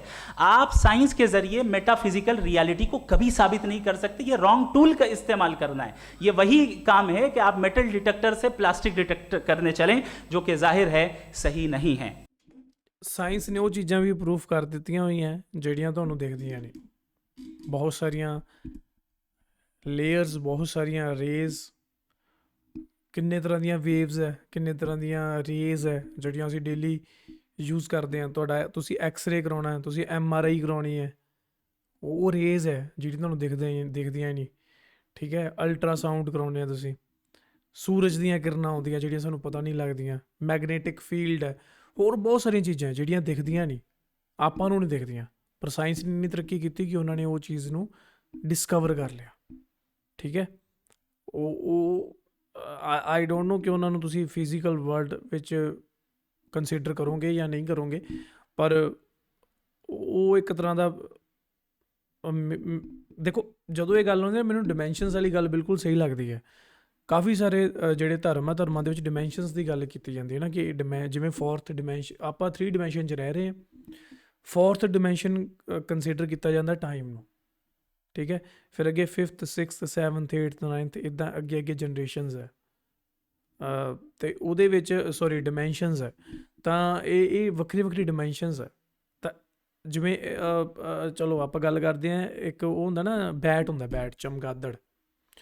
ਸਾਡੀ ਇੱਕ ਸ਼ਮਤਾ ਹੈ ਇਹਨਾਂ ਕੰਨਾਂ ਦੀ ਕਿ ਅਸੀਂ ਬਹੁਤ ਜ਼ਿਆਦਾ ਉੱਚੀ ਆਵਾਜ਼ ਅਤੇ ਬਹੁਤ ਘੱਟ ਆਵਾਜ਼ ਅਸੀਂ ਨਹੀਂ ਸੁਣ ਸਕਦੇ। ਅਤੇ ਜਿਹੜਾ ਚਮਗਾਦੜ ਹੁੰਦਾ ਨਾ ਬੈਟ, ਉਹਦੀ ਆਵਾਜ਼ ਬਹੁਤ ਉੱਚੀ ਹੁੰਦੀ ਹੈ, ਉਹ ਫ੍ਰੀਕੁਐਂਸੀ ਨਹੀਂ ਅਸੀਂ ਡਿਟੈਕਟ ਕਰ ਪਾਉਂਦੇ ਸਾਡੇ ਕੰਨ, ਪਰ ਇਹਦਾ ਮਤਲਬ ਇਹ ਨਹੀਂ ਹੈ ਕਿ ਉਹ ਹੈ ਨਹੀਂ, ਉਹ ਹੈ। ਠੀਕ ਹੈ, ਬਹੁਤ ਤਰ੍ਹਾਂ ਦੇ ਇੱਦਾਂ ਦੇ ਛੋਟੇ ਛੋਟੇ ਜੀਵ ਹੈ ਜਿਨ੍ਹਾਂ ਦੀਆਂ ਆਵਾਜ਼ਾਂ ਸਾਨੂੰ ਨਹੀਂ ਸੁਣਦੀਆਂ, ਜਿਹੜੀਆਂ ਕਿ ਬਹੁਤ ਸਲੋ ਹੈ, ਬਹੁਤ ਹੀ ਹੌਲੀ ਆਵਾਜ਼ 'ਚ ਹੈ, ਜਿਹੜੀਆਂ ਸਾਨੂੰ ਨਹੀਂ ਸੁਣਦੀਆਂ, ਪਰ ਇਹਦਾ ਮਤਲਬ ਇਹ ਨਹੀਂ ਕਿ ਉਹ ਹੈ ਨਹੀਂ, ਉਹ ਹੈ। ਠੀਕ ਹੈ, ਸੋ ਉਸੇ ਤਰ੍ਹਾਂ ਇਹੀ ਹੈ ਚੀਜ਼ ਕਿ ਬਈ ਹੁਣ ਜੇ ਸਾਨੂੰ ਪਤਾ ਨਹੀਂ ਹੈ ਵੀ ਇਹ ਚੀਜ਼ ਕਿੱਦਾਂ ਹੋਈ ਜਾਂ ਕਿਵੇਂ ਨਹੀਂ ਹੋਈ, ਤਾਂ ਇਹਦਾ ਮਤਲਬ ਇਹ ਥੋੜ੍ਹਾ ਵੀ ਉਹ ਚੀਜ਼ ਰੱਬ ਨਹੀਂ ਹੈ। ਸਾਨੂੰ ਇਹ ਨਹੀਂ ਪਤਾ ਯੂਨੀਵਰਸ ਕਿੱਦਾਂ ਬਣਿਆ, ਤਾਂ ਇਹਦਾ ਮਤਲਬ ਇਹ ਥੋੜ੍ਹਾ ਵੀ ਆਪੇ ਹੀ ਬਣ ਗਿਆ। ਜੇ ਸਾਡੇ ਕੋਲ ਜਵਾਬ ਨਹੀਂ ਹੈਗਾ ਤਾਂ ਇਹ ਤਾਂ ਫਿਰ ਉਹੀ ਗੱਲ ਹੋ ਗਈ ਕਿ ਹੱਥ ਨਾ ਪਹੁੰਚੇ ਤੂੰ ਘੋੜੀ, ਵੀ ਮੇਰਾ ਹੱਥ ਨਹੀਂ ਪਹੁੰਚੀ ਜਾਂਦਾ ਅੰਗੂਰਾਂ ਤੱਕ ਤੇ ਚੱਲ ਛੱਡ ਪਰੇ, ਅੰਗੂਰ ਤਾਂ ਖੱਟੇ ਹੀ ਹੈ। ਉਹੀ ਗੱਲ ਹੋਈ ਨਾ ਵੀ ਸਾਨੂੰ ਪਤਾ ਨਹੀਂ ਤੇ ਫਿਰ ਆਪਾਂ ਕਹਿ ਦਈਏ ਆਪੇ ਹੀ ਹੋਇਆ। ਸੋ ਆਈ Thank you. ਥਿੰਕ ਚਲੋ जी, ये आर्ग्यूमेंट का राउंड 2 है। हाँ। 7 मिनट है। पहले तो मैं आपसे अर्ज करूं कि आपने कहा कि जब कायनात ही नहीं थी तो वक्त भी नहीं था, कुछ भी नहीं था। कैसे नहीं था? खुदा था, एक एग्जिस्टेंस तो था ना खुदा का। तो जब खुदा था तो वक्त भी होगा। ऐसा नहीं है कि कुछ भी नहीं था, खुदा था। ਓਕੇ ਇੱਥੇ ਥੋੜਾ ਜਿਹਾ ਮੈਨੂੰ ਨਾ ਉਹ ਹੋ ਗਿਆ ਕਿ ਇਹ ਜਿਹੜੀਆਂ ਡਿਬੇਟਸ ਹੁੰਦੀਆਂ ਯਾਰ, ਇਹ ਮੈਨੂੰ ਲੱਗਦਾ, ਸੌਰੀ ਟੂ ਸੇ ਬਟ ਮੈਨੂੰ ਸਾਡੇ ਨਾ ਇੱਕ ਸਿੱਖਾਂ ਦੇ ਵਿੱਚ ਨਾ ਇੱਕ ਪੰਕਤੀ ਹੈ ਗੁਰਬਾਣੀ ਦੇ ਵਿੱਚ, ਜਿਵੇਂ ਮੈਂ ਤੁਹਾਨੂੰ ਕਿਹਾ ਨਾ ਕਿ ਗੁਰਬਾਣੀ ਦੇ ਵਿੱਚ ਸਾਰੇ ਜਵਾਬ ਹੈ। ਸਾਡੇ ਨਾ ਸਿੱਖ ਜਗਤ ਵਿੱਚ ਇੱਕ ਡਿਬੇਟ ਹੁੰਦੀ ਹੈ ਮਾਸ ਨੂੰ ਲੈ ਕੇ, ਕਿ ਮਾਸ ਮੀਟ ਖਾਣਾ ਹੈ ਜਾਂ ਨਹੀਂ ਖਾਣਾ, ਅਤੇ ਗੁਰਬਾਣੀ ਦੇ ਵਿੱਚ ਮੈਂ ਤੁਹਾਨੂੰ ਕਿਹਾ ਜਵਾਬ ਹੈਗਾ। ਤਾਂ ਜਵਾਬ ਇਹ ਹੈ ਕਿ ਇੱਕ ਗੁਰਬਾਣੀ ਦੀ ਪੰਕਤੀ ਹੈ, ਮਾਸ ਕਰ ਮੂਰਖ ਝਗੜਾ। ਠੀਕ ਹੈ, ਵੀ ਜਿਹੜਾ ਬੰਦਾ ਮਾਸ ਖਾਣ 'ਤੇ ਜਾਂ ਨਾ ਖਾਣ 'ਤੇ ਡਿਬੇਟ ਕਰ ਰਿਹਾ ਨਾ, ਤਾਂ ਇਹ ਕਹਿੰਦੇ ਮੂਰਖ ਹੈ ਲੋਕ, ਵੀ ਖਾਣਾ ਜਾਂ ਨਹੀਂ ਖਾਣਾ। ਗੁਰਬਾਣੀ ਦੇ ਵਿੱਚ ਸਿੱਧੇ ਤੌਰ 'ਤੇ ਨਹੀਂ ਕਿਹਾ ਗਿਆ ਵੀ ਤੁਸੀਂ ਖਾਓ, ਅਤੇ ਨਾ ਹੀ ਸਿੱਧੇ ਤੌਰ 'ਤੇ ਇਹ ਕਿਹਾ ਗਿਆ ਵੀ ਤੁਸੀਂ ਨਾ ਖਾਓ। ਠੀਕ ਹੈ, ਉਹ ਹੁਣ ਇਨਸਾਨੀ ਦਿਮਾਗ 'ਤੇ ਛੱਡਿਆ ਹੋਇਆ ਕਿ ਇਟਸ ਯੂਅਰ ਚੋਇਸ। ਠੀਕ ਹੈ, ਤੁਸੀਂ ਦੇਖੋ ਤੁਸੀਂ ਕੀ ਕਰਨਾ। ਤਾਂ ਉਹੀ ਮੈਨੂੰ ਲੱਗ ਰਿਹਾ ਕਿ ਜਿਵੇਂ ਹੁਣ ਇਹ ਡਿਬੇਟ ਕਰਨ ਡੇ ਨਾ, ਤਾਂ ਮੈਨੂੰ ਸੌਰੀ ਟੂ ਸੇ ਬਟ ਮੈਨੂੰ ਉਹੀ ਗੱਲ ਲੱਗਣ ਡਈ ਹੈ ਵੀ ਇਹ ਮੂਰਖਾਂ ਦਾ ਵਿਸ਼ਾ ਹੀ ਹੋ ਗਿਆ ਡਿਬੇਟ ਵਾਲਾ। ਵੀ ਤੁਸੀਂ ਮੰਨਣਾ ਮੰਨੋ, ਨਹੀਂ ਮੰਨਣਾ ਨਾ ਮੰਨੋ, it's your choice, it's up to you. ਮਤਲਬ ਤੁਸੀਂ ਰੱਬ 'ਚ ਯਕੀਨ ਕਰਦੇ ਹੋ ਕਰੋ, ਨਹੀਂ ਕਰਦੇ ਨਾ ਕਰੋ, ਹੈ ਨਾ। ਬਟ ਪਰ ਫਿਰ ਉਹ ਹੈ ਕਿ ਇੱਕ ਸੋਸ਼ਲ ਅਵੇਅਰਨੈਸ, ਇੱਕ ਸੁਸਾਇਟੀ ਦੇ ਲਈ, ਲੋਕਾਂ ਦੇ ਮਾਈਂਡਸ ਚੇਂਜ ਕਰਨ ਦੇ ਲਈ ਜਾਂ ਵਟ ਐਵਰ ਜੋ ਵੀ ਹੈ। ਹੁਣ ਮੈਂ ਬਹੁਤ ਸਾਰੀਆਂ ਗੱਲਾਂ ਸ਼ਾਇਦ ਹੋ ਸਕਦੀਆਂ ਕਿ ਮੈਂ ਇਸਲਾਮ ਦੀਆਂ ਕਈ ਚੀਜ਼ਾਂ ਨੂੰ ਮੈਂ ਨਾ ਮੰਨਾਂ ਕਿ ਯਾਰ ਨਹੀਂ ਇੱਦਾਂ ਨਹੀਂ, ਤਾਂ ਮੈਂ ਉਹ ਰੌਲਾ ਥੋੜ੍ਹਾ ਪਾਉਣਾ ਪੈ ਗਿਆ। ਤੁਸੀਂ ਕਦੇ ਵੀਡੀਓਜ਼ 'ਚ ਮੈਨੂੰ ਦੇਖਿਆ ਨਹੀਂ ਹੋਣਾ ਕਿ ਮੈਂ ਕਾਊਂਟਰ ਕਰ ਰਿਹਾ ਹਾਂ। ਦੇਖੋ ਫਿਰ ਉਹੀ ਗੱਲ ਆ ਜਾਂਦੀ ਨਾ ਬਲੀਫ ਅਤੇ ਫੇਥ ਦੀ। ਹੁਣ ਜਿਹੜੇ ਮੇਰੇ ਵੀਵਰ ਦੇਖ ਰਹੇ ਆ ਉਹਨਾਂ ਦਾ ਫੇਥ ਆ, ਉਹਨਾਂ ਦਾ ਬਲੀਫ ਹੈ, ਤਾਂ ਮੈਂ ਕਿਉਂ ਤੋੜਾਂ ਉਹਨਾਂ ਦਾ ਬਲੀਫ? ਮਤਲਬ ਜਾਂ ਮੈਂ ਕਿਉਂ ਕਹਾਂ ਕਿ ਨਹੀਂ ਇਹ ਗਲਤ ਆ? ਮੇਰਾ ਬਲੀਫ ਉਹ ਨਹੀਂ ਕਹਿ ਸਕਦੇ, ਤੁਸੀਂ ਨਹੀਂ ਕਹਿ ਸਕਦੇ ਕਿ ਹਾਂ ਇਹ ਤਾਂ ਤੁਸੀਂ ਇੱਦਾਂ ਕਰ ਰਹੇ ਹੋ, ਤੁਹਾਡਾ ਬਲੀਫ ਗਲਤ ਆ। ਇਹ ਮੇਰੀ ਥਿੰਕਿੰਗ ਹੈ, ਮੇਰੀ ਸੋਚ ਆ, ਤਾਂ ਹੀ ਮੈਂ डिबेटा नहीं करता किसी ना। अच्छा, बाकी एक आपने कहा साहब आप साबित कीजिए, आपके पास भी लॉजिक है, मेरे पास भी लॉजिक है, आप मेरा जिम्मेदारी नहीं है साबित करना कि खुदा है। बर्टन रसल ने बड़ी अच्छी बात कही, बर्टन रसल ने बड़ी अच्छी बात कही। मैं आपसे अगर ये दावा करूं कि एक चाय की केतली मरीख के चारों तरफ घूम रही है, मार्स के चारों तरफ, तो यह आपका काम नहीं है कि आप साबित करें कि कोई चाय की केतली नहीं है। ये मेरा काम है, मैंने दावा किया है। ये दावा तो मजहबी लोग करते हैं कि खुदा है, मैं क्यों साबित करूं कि नहीं है? जब तक आप मुझे कन्विंस नहीं कर देंगे मैं नहीं मानूंगा। आपकी जिम्मेदारी है, मेरी जिम्मेदारी नहीं है। सही है, बिल्कुल सही है। दोयम ये कि ये जो आप कह रहे हैं, जो गैप्स हैं, ये गैप जब किसी मजहब को चैलेंज करते हैं, जब ऐसा कोई बात आती है तो हंगामा हो जाता है कि जब वो चैलेंज करें किसी फेथ को। ये तमाम साइंस जो है इसे मुख्तलिफ जगहों पे मुख्तलिफ वक्तों में मज़हब ने रोकने की कोशिश की है। ये किताब है religion and science, Burton Russell की, पढ़िएगा। तारीख़ी है साइंस, मज़हब की साइंस से उसका यही रिश्ता है। अच्छा, अब ये हम सोचें कि बहरहाल ये वजूद जो है मज़हब और ये बिलीव इन गॉड इंसान को बेहतर बना देता है, तो एक काम कीजिए, हिंदुस्तान वर्ल्ड का नक्शा लीजिए और मार्क कीजिए कि रिलीजन कहाँ कहाँ ज़्यादा है, कहाँ कहाँ, चाहे वो लैटिन अमेरिका हो या मिडल ईस्ट हो या फार ईस्ट हो या हिंदुस्तान के वो इलाके जहाँ मजहबियत ज़्यादा है। रख दीजिए नक्शा अलग। अब दूसरा नक्शा कि कहाँ कहाँ नाइंसाफ़ी, रिप्रेशन, औरतों के हुकूक की पामाली, जुल्म, डिक्टेटरशिप कहाँ है, नक्शा एक ही होगा।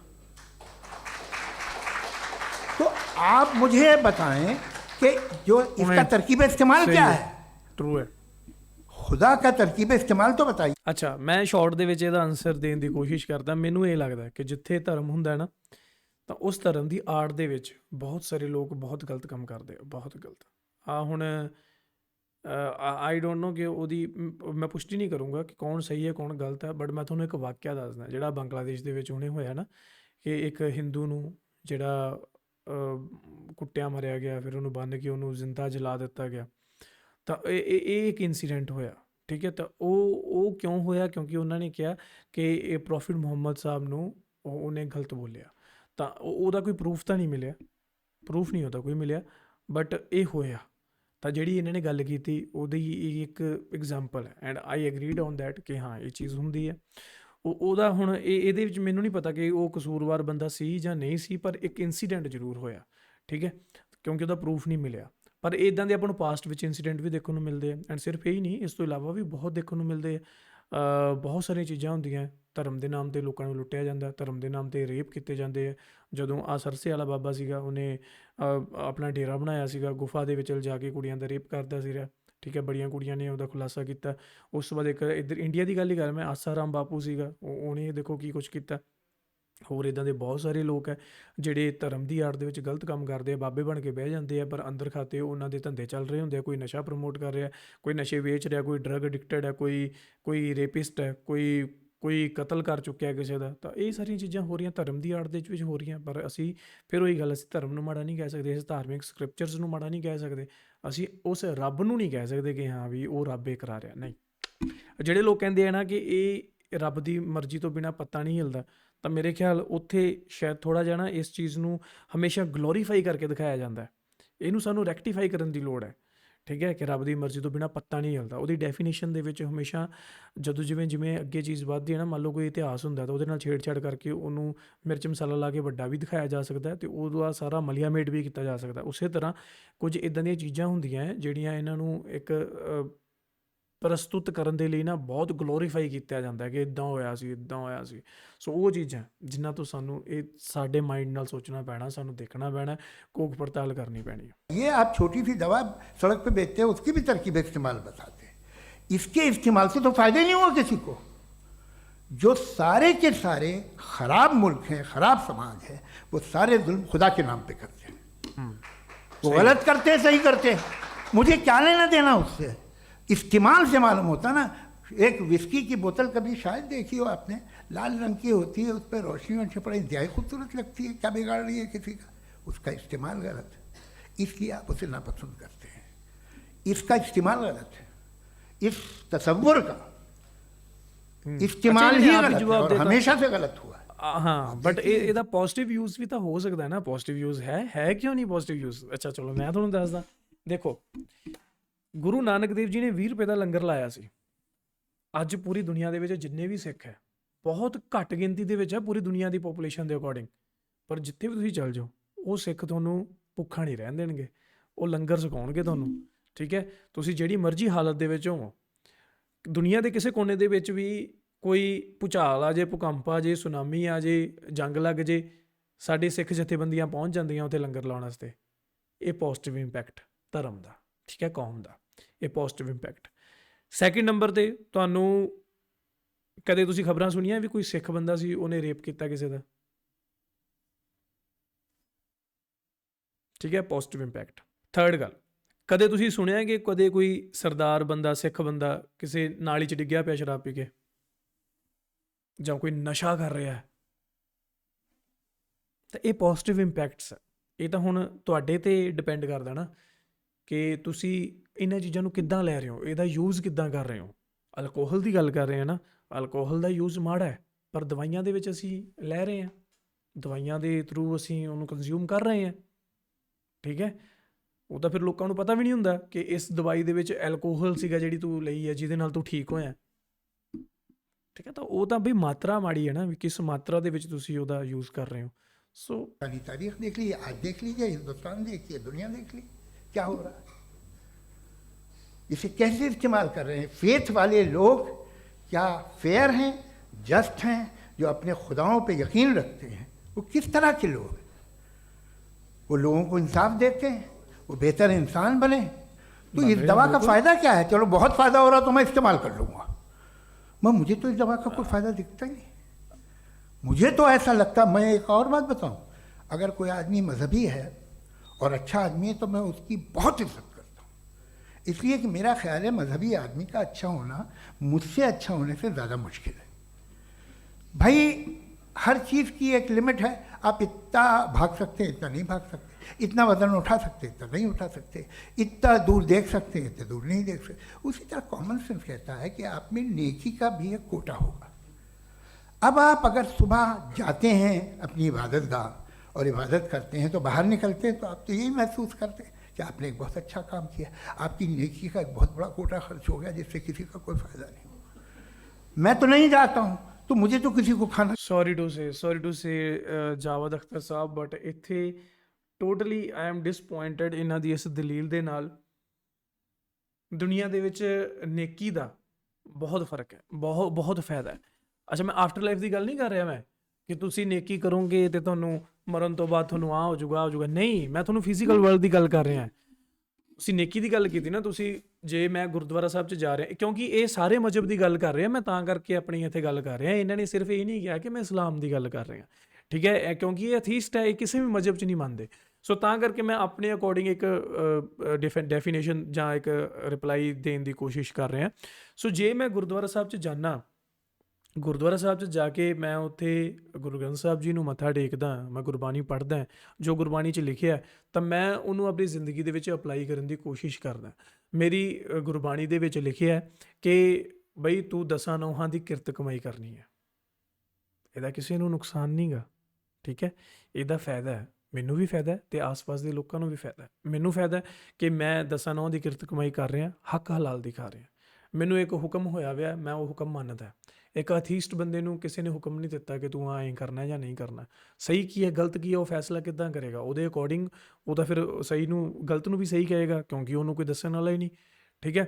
ਐਂਡ ਜਿਹੜੀ ਗੱਲ ਰਹੀ ਨੇਕੀ ਦੀ, ਤਾਂ ਸਾਨੂੰ ਹੁਕਮ ਹੈ ਕਿ ਤੁਸੀਂ ਲੋੜਵੰਦਾਂ ਦੀ ਹੈਲਪ ਕਰਨੀ ਹੈ, ਤੁਸੀਂ ਜਿਹੜੇ ਤੁਹਾਡੇ ਤੋਂ ਨੀਵੇਂ ਹੈ ਤੁਸੀਂ ਉਹਨਾਂ ਨੂੰ ਆਪਦੇ ਨਾਲ ਚੱਕਣਾ, ਉਹਨਾਂ ਨੂੰ ਬਰਾਬਰ ਰੱਖਣਾ। ਜੇ ਕੋਈ ਭੁੱਖਾ ਤਾਂ ਉਹਨੂੰ ਤੁਸੀਂ ਲੰਗਰ ਛਕਾਉਣਾ, ਜਿਹੜੇ ਕਿਸੇ ਨੂੰ ਕੋਈ ਕੱਪੜੇ ਦੀ ਲੋੜ ਹੈ ਤੁਸੀਂ ਉਹਨੂੰ ਕੱਪੜਾ ਲੈ ਕੇ ਦੇਣਾ। ਤਾਂ ਅਸੀਂ ਇਹ ਨੇਕੀ ਕਰ ਰਹੇ ਹਾਂ। ਇਸ ਚੀਜ਼ ਦਾ ਕੋਈ ਮਾਣ ਨਹੀਂ ਹੈ, ਪਰ ਮੈਨੂੰ ਦੱਸਣਾ ਪੈ ਰਿਹਾ। ਮੈਂ ਕਦੇ ਵੀ ਇੱਦਾਂ ਦੀ ਗੱਲਾਂ ਨਹੀਂ ਕੀਤੀਆਂ ਕਿ ਅਸੀਂ ਐਂ ਕਰਦੇ, ਅਸੀਂ ਐਂ ਕਰਦੇ। ਮੈਂ ਕਦੇ ਆਪਣੀ ਪਰਸਨਲ ਲਾਈਫ ਵੀ ਸ਼ੇਅਰ ਨਹੀਂ ਕੀਤੀ, ਨਾ ਹੀ ਮੈਂ ਕਦੇ ਕੋਈ ਇੱਦਾਂ ਦੀਆਂ ਚੀਜ਼ਾਂ ਕਰਕੇ ਦਿਖਾਈਆਂ। 1-2 ਵਲੋਗ ਜ਼ਰੂਰ ਕੀਤੇ ਆ, ਲੋਕਾਂ ਨੇ ਵੀ ਕਿਹਾ ਕਿ ਚੰਗਾ, ਪਰ ਉਹ ਤਾਂ 1-2 ਹੈ ਨਾ। ਹੋ ਸਕਦਾ ਅਸੀਂ ਆਪਣੀ ਅਸਲ ਜ਼ਿੰਦਗੀ ਦੇ ਵਿੱਚ ਉਸ ਤੋਂ ਕਈ ਗੁਣਾ ਜ਼ਿਆਦਾ ਚੀਜ਼ਾਂ ਇੱਦਾਂ ਦੀਆਂ ਕਰ ਰਹੀਏ ਹੋਈਏ, ਠੀਕ ਹੈ। ਪਰ ਮੇਰੀ ਉਹ ਨਹੀਂ ਹੈ ਸ਼ੁਰੂ ਤੋਂ ਵੀ। 8-9 ਸਾਲ ਹੋ ਗਏ ਆਪਾਂ ਨੂੰ ਕੰਮ ਕਰਦੇ ਹਾਂ, ਬਟ ਮੈਂ ਕਦੇ ਉਹ ਚੀਜ਼ਾਂ ਨਹੀਂ ਕੀਤੀਆਂ।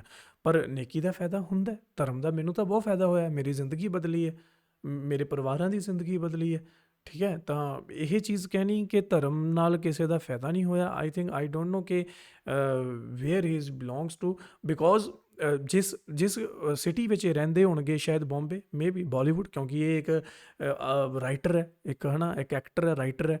ਤਾਂ ਮੇਰੇ ਖਿਆਲ ਇਹਨਾਂ ਨੇ ਉਹ ਸੁਸਾਇਟੀ ਦੇਖੀ ਹੈ ਜਿੱਥੇ ਉਹ ਉੱਦਾਂ ਦੀ ਇਹਨਾਂ ਨੂੰ ਕੰਪਨੀ ਨਹੀਂ ਮਿਲੀ, ਉੱਦਾਂ ਦੀ ਸੁਸਾਇਟੀ ਨਹੀਂ ਇਹਨਾਂ ਨੂੰ ਮਿਲੀ, ਜਿੱਥੇ ਸ਼ਾਇਦ ਇਹ ਸਮਝ ਸਕਦੇ ਕਿ ਹਾਂ ਵੀ ਚੰਗੇ ਕੰਮ ਵੀ ਕੋਈ ਚੀਜ਼ ਹੁੰਦੀ ਹੈ। ਆਈ don't know about that, but I don't ਨੋ ਕਿਸ ਬਿਹਾਫ 'ਤੇ ਇਹਨਾਂ ਨੇ ਕਿਹਾ। ਹੀ ਇਜ਼ ਰਿਸਪੈਕਟਡ ਮੈਨ, ਇਹਨਾਂ ਦੀ ਉਮਰ ਵੀ ਬਹੁਤ ਹੈ, ਇਹਨਾਂ ਕੋਲ ਐਕਸਪੀਰੀਅੰਸ ਵੀ ਬਹੁਤ ਹੈ, ਬਟ ਮੈਨੂੰ ਇੱਕ ਲੈਕ ਆਫ ਨੌਲੇਜ ਦੇ ਵਿੱਚ ਲੱਗਾ, ਮੈਨੂੰ ਕਿ ਲੈਕ ਆਫ ਨੌਲੇਜ ਹੈ ਇੱਥੇ। ਤਾਂ खिलाना पड़ेगा, किसी बेवा की मदद करनी पड़ेगी। मैं अपना कोटा कैसे कंज्यूम करूं? आप अपना कोटा सारे मजहबी लोग इंतहाई यूजलेस कामों में यूज करते हैं। उसके बाद भी अगर आप में बच्ची है थोड़ी सी शराफत, तो भाई वाह क्या बात है। ओके, देखते हैं क्या रिप्लाई आता है। एक तो मुझे ये बात बहुत अच्छी लग रही है कि दोनों ही विद्वान समय को मानते हैं और बहुत समय से अपनी दलीलें और बाज़ दफ़ा समय से पहले अपनी तकरीरें पूरी करके अपनी अपनी कुर्सी पर बैठ रहे हैं। ये इस आर्ग्यूमेंट का राउंड 2 पूरा हुआ। अब रिबटल का राउंड 2 है और उसके बाद क्रॉस एग्जामिनेशन होगा। नहीं, आपका आर्ग्यूमेंट हो गया सर। हमारे यहाँ स्कूल के सिलेबस में पंच परमेश्वर कहानी पढ़ाई जाती है, प्रेमचंद जी की लिखी हुई। आप निश्चिंत रहिए, आपके कोई राउंड में मिस नहीं होने दूंगा। रिबटल का राउंड 2 मुफ्ती शमाइल नदवी साहब।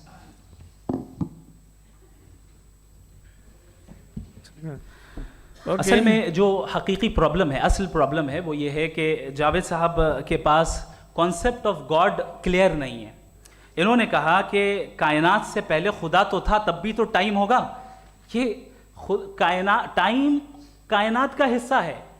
हम उस खुदा को मानते हैं नेसेसरी बीइंग। ਨਹੀਂ ਉਹਨਾਂ ਨੇ ਇਹ ਨਹੀਂ ਕਿਹਾ ਕਿ ਉਸ ਤੋਂ ਪਹਿਲਾਂ ਟਾਈਮ ਹੋਗਾ, ਇਹ ਨਹੀਂ ਕਿਹਾ ਸੀ ਉਹਨਾਂ ਨੇ। ਸ਼ਾਇਦ ਇੱਥੇ ਇਹ ਮਿਸਅੰਡਰਸਟੂਡ ਕਰ ਗਏ ਜਾਂ ਬੋਲਣ ਦੇ ਵਿੱਚ ਹੋ ਗਿਆ। ਜਾਵੇਦ ਅਖਤਰ ਸਾਹਿਬ ਨੇ ਕਿਹਾ ਸੀਗਾ ਕਿ उदो टाइम नहीं सी पर खुदा तो होएगा। टाइमलेस होना जरूरी है, चूंकि वो टाइम का क्रिएटर है। जब उसने टाइम को क्रिएट किया तो वो खुद टाइम पे कैसे होगा? उसने जब स्पेस को क्रिएट किया तो खुद स्पेस में कैसे होगा? अगर वो टाइम एंड स्पेस को पहले से ही उसका पाबंद है तो फिर किस चीज को उसने क्रिएट किया? लिहाजा ये सवाल गलत है कि खुदा था तो टाइम होगा। बिल्कुल नहीं, टाइम के पाबंद हम है, खुदा नहीं है। हम फिजिकल वर्ल्ड से ताल्लुक रखते हैं, वो मेटाफिजिकल रियलिटी है। दूसरी चीज इन्होंने मिसाल दी कि चाय की केतली हवा में घूम रही होगी, और पता नहीं शायद वो बर्टन रसल का उन्होंने हवाला दिया। बहरहाल यही प्रॉब्लम है। प्रॉब्लम यही है कि हम चीज़ों के दरमियान डिफ्रेंशिएट नहीं कर पाते। ये जो आपने मिसाल दी ये इमेजिनेशन है, और मैं जो साबित कर रहा हूं वो लॉजिकल नेसेसिटी है। आप इमेजिन करना है तो कुछ भी करें, जुपिटर में पिंक एलिफेंट होगा, यूनिकॉर्न होगा, करें, उससे कायनात पे क्या फर्क पड़ता? ਇੱਥੇ ਮੁਫਤੀ ਸਾਹਿਬ ਨੂੰ ਮੈਂ ਕਹਿਣਾ ਚਾਹੂੰਗਾ ਕਿ ਉਹਨਾਂ ਨੇ ਇੱਕ ਐਗਜ਼ਾਮਪਲ ਦਿੱਤੀ ਸੀ ਕਿ ਰੱਬ ਹੈ ਜਾਂ ਨਹੀਂ। ਉਹ ਕਹਿੰਦੇ ਵੀ ਤੁਸੀਂ ਕਹਿੰਦੇ ਹੋ ਰੱਬ ਹੈਗਾ, ਤਾਂ ਤੁਸੀਂ ਪ੍ਰੂਵ ਕਰਨਾ, ਤੁਸੀਂ ਮੈਨੂੰ ਕਨਵਿੰਸ ਕਰਨਾ ਹੈ ਕਿ ਹਾਂ ਰੱਬ ਹੈਗਾ। ਤਾਂ ਉਹਨਾਂ ਨੇ ਉਹ ਐਗਜ਼ਾਮਪਲ ਦਿੱਤੀ ਸੀ। ਮੇਰੇ ਖਿਆਲ ਉਹ ਇਹ ਥੋੜਾ ਜਿਹਾ ਆਊਟ ਆਫ ਦਾ ਟਰੈਕ ਗੱਲ ਹੋ ਗਈ। ਮਤਲਬ ਉਹਨਾਂ ਨੇ ਆਏ ਇਮੈਜਿਨਰੀ ਗੱਲ ਇੱਕ ਬਣਾ ਕੇ ਐਗਜ਼ਾਮਪਲ ਦੇ ਜ਼ਰੀਏ ਦੱਸੀ ਆ। उससे आप लॉजिकल नेसेसिटी साबित नहीं कर सकते। मैं तो उस प्राइम कॉज की बात कर रहा हूं, उस नेसेसरी बीइंग की बात कर रहा हूं जिसके बगैर इस कायनात का एग्जिस्टेंस मुमकिन नहीं है। दूसरी चीज, मजहब को साइंस चैलेंज करती है वगैरह वगैरह, ये हमारा टॉपिक ही नहीं है। मैं इस पर बात करूंगा तो फिर मेरा वक्त चला जाएगा। मजहब के ऊपर चूंकि हमारी डिस्कशन नहीं है, साइंस को मजहब और बिलखुसूस मैं और हमारा वर्ल्ड व्यू कम अज़ कम साइंस को पीछे नहीं करता है, साइंटिज्म की मजम्मत करता है। इसकी वजाहत मैंने पहले कर दी। दूसरी चीज़ इन्होंने कहा वर्ल्ड का नक्शा लीजिए, वर्ल्ड मैप लीजिए, दो अलग अलग जगह की। हज़रत मैंने ये होमवर्क किया था, और मैंने मिडिल ईस्ट का एक नक्शा लिया और यूरोप का एक नक्शा लिया। ये मजहबी इलाका और ये लिबरल और एथीस्ट इलाका। मुझे पता चला कि सबसे ज़्यादा रेप केसेस जो हैं वहाँ पर है।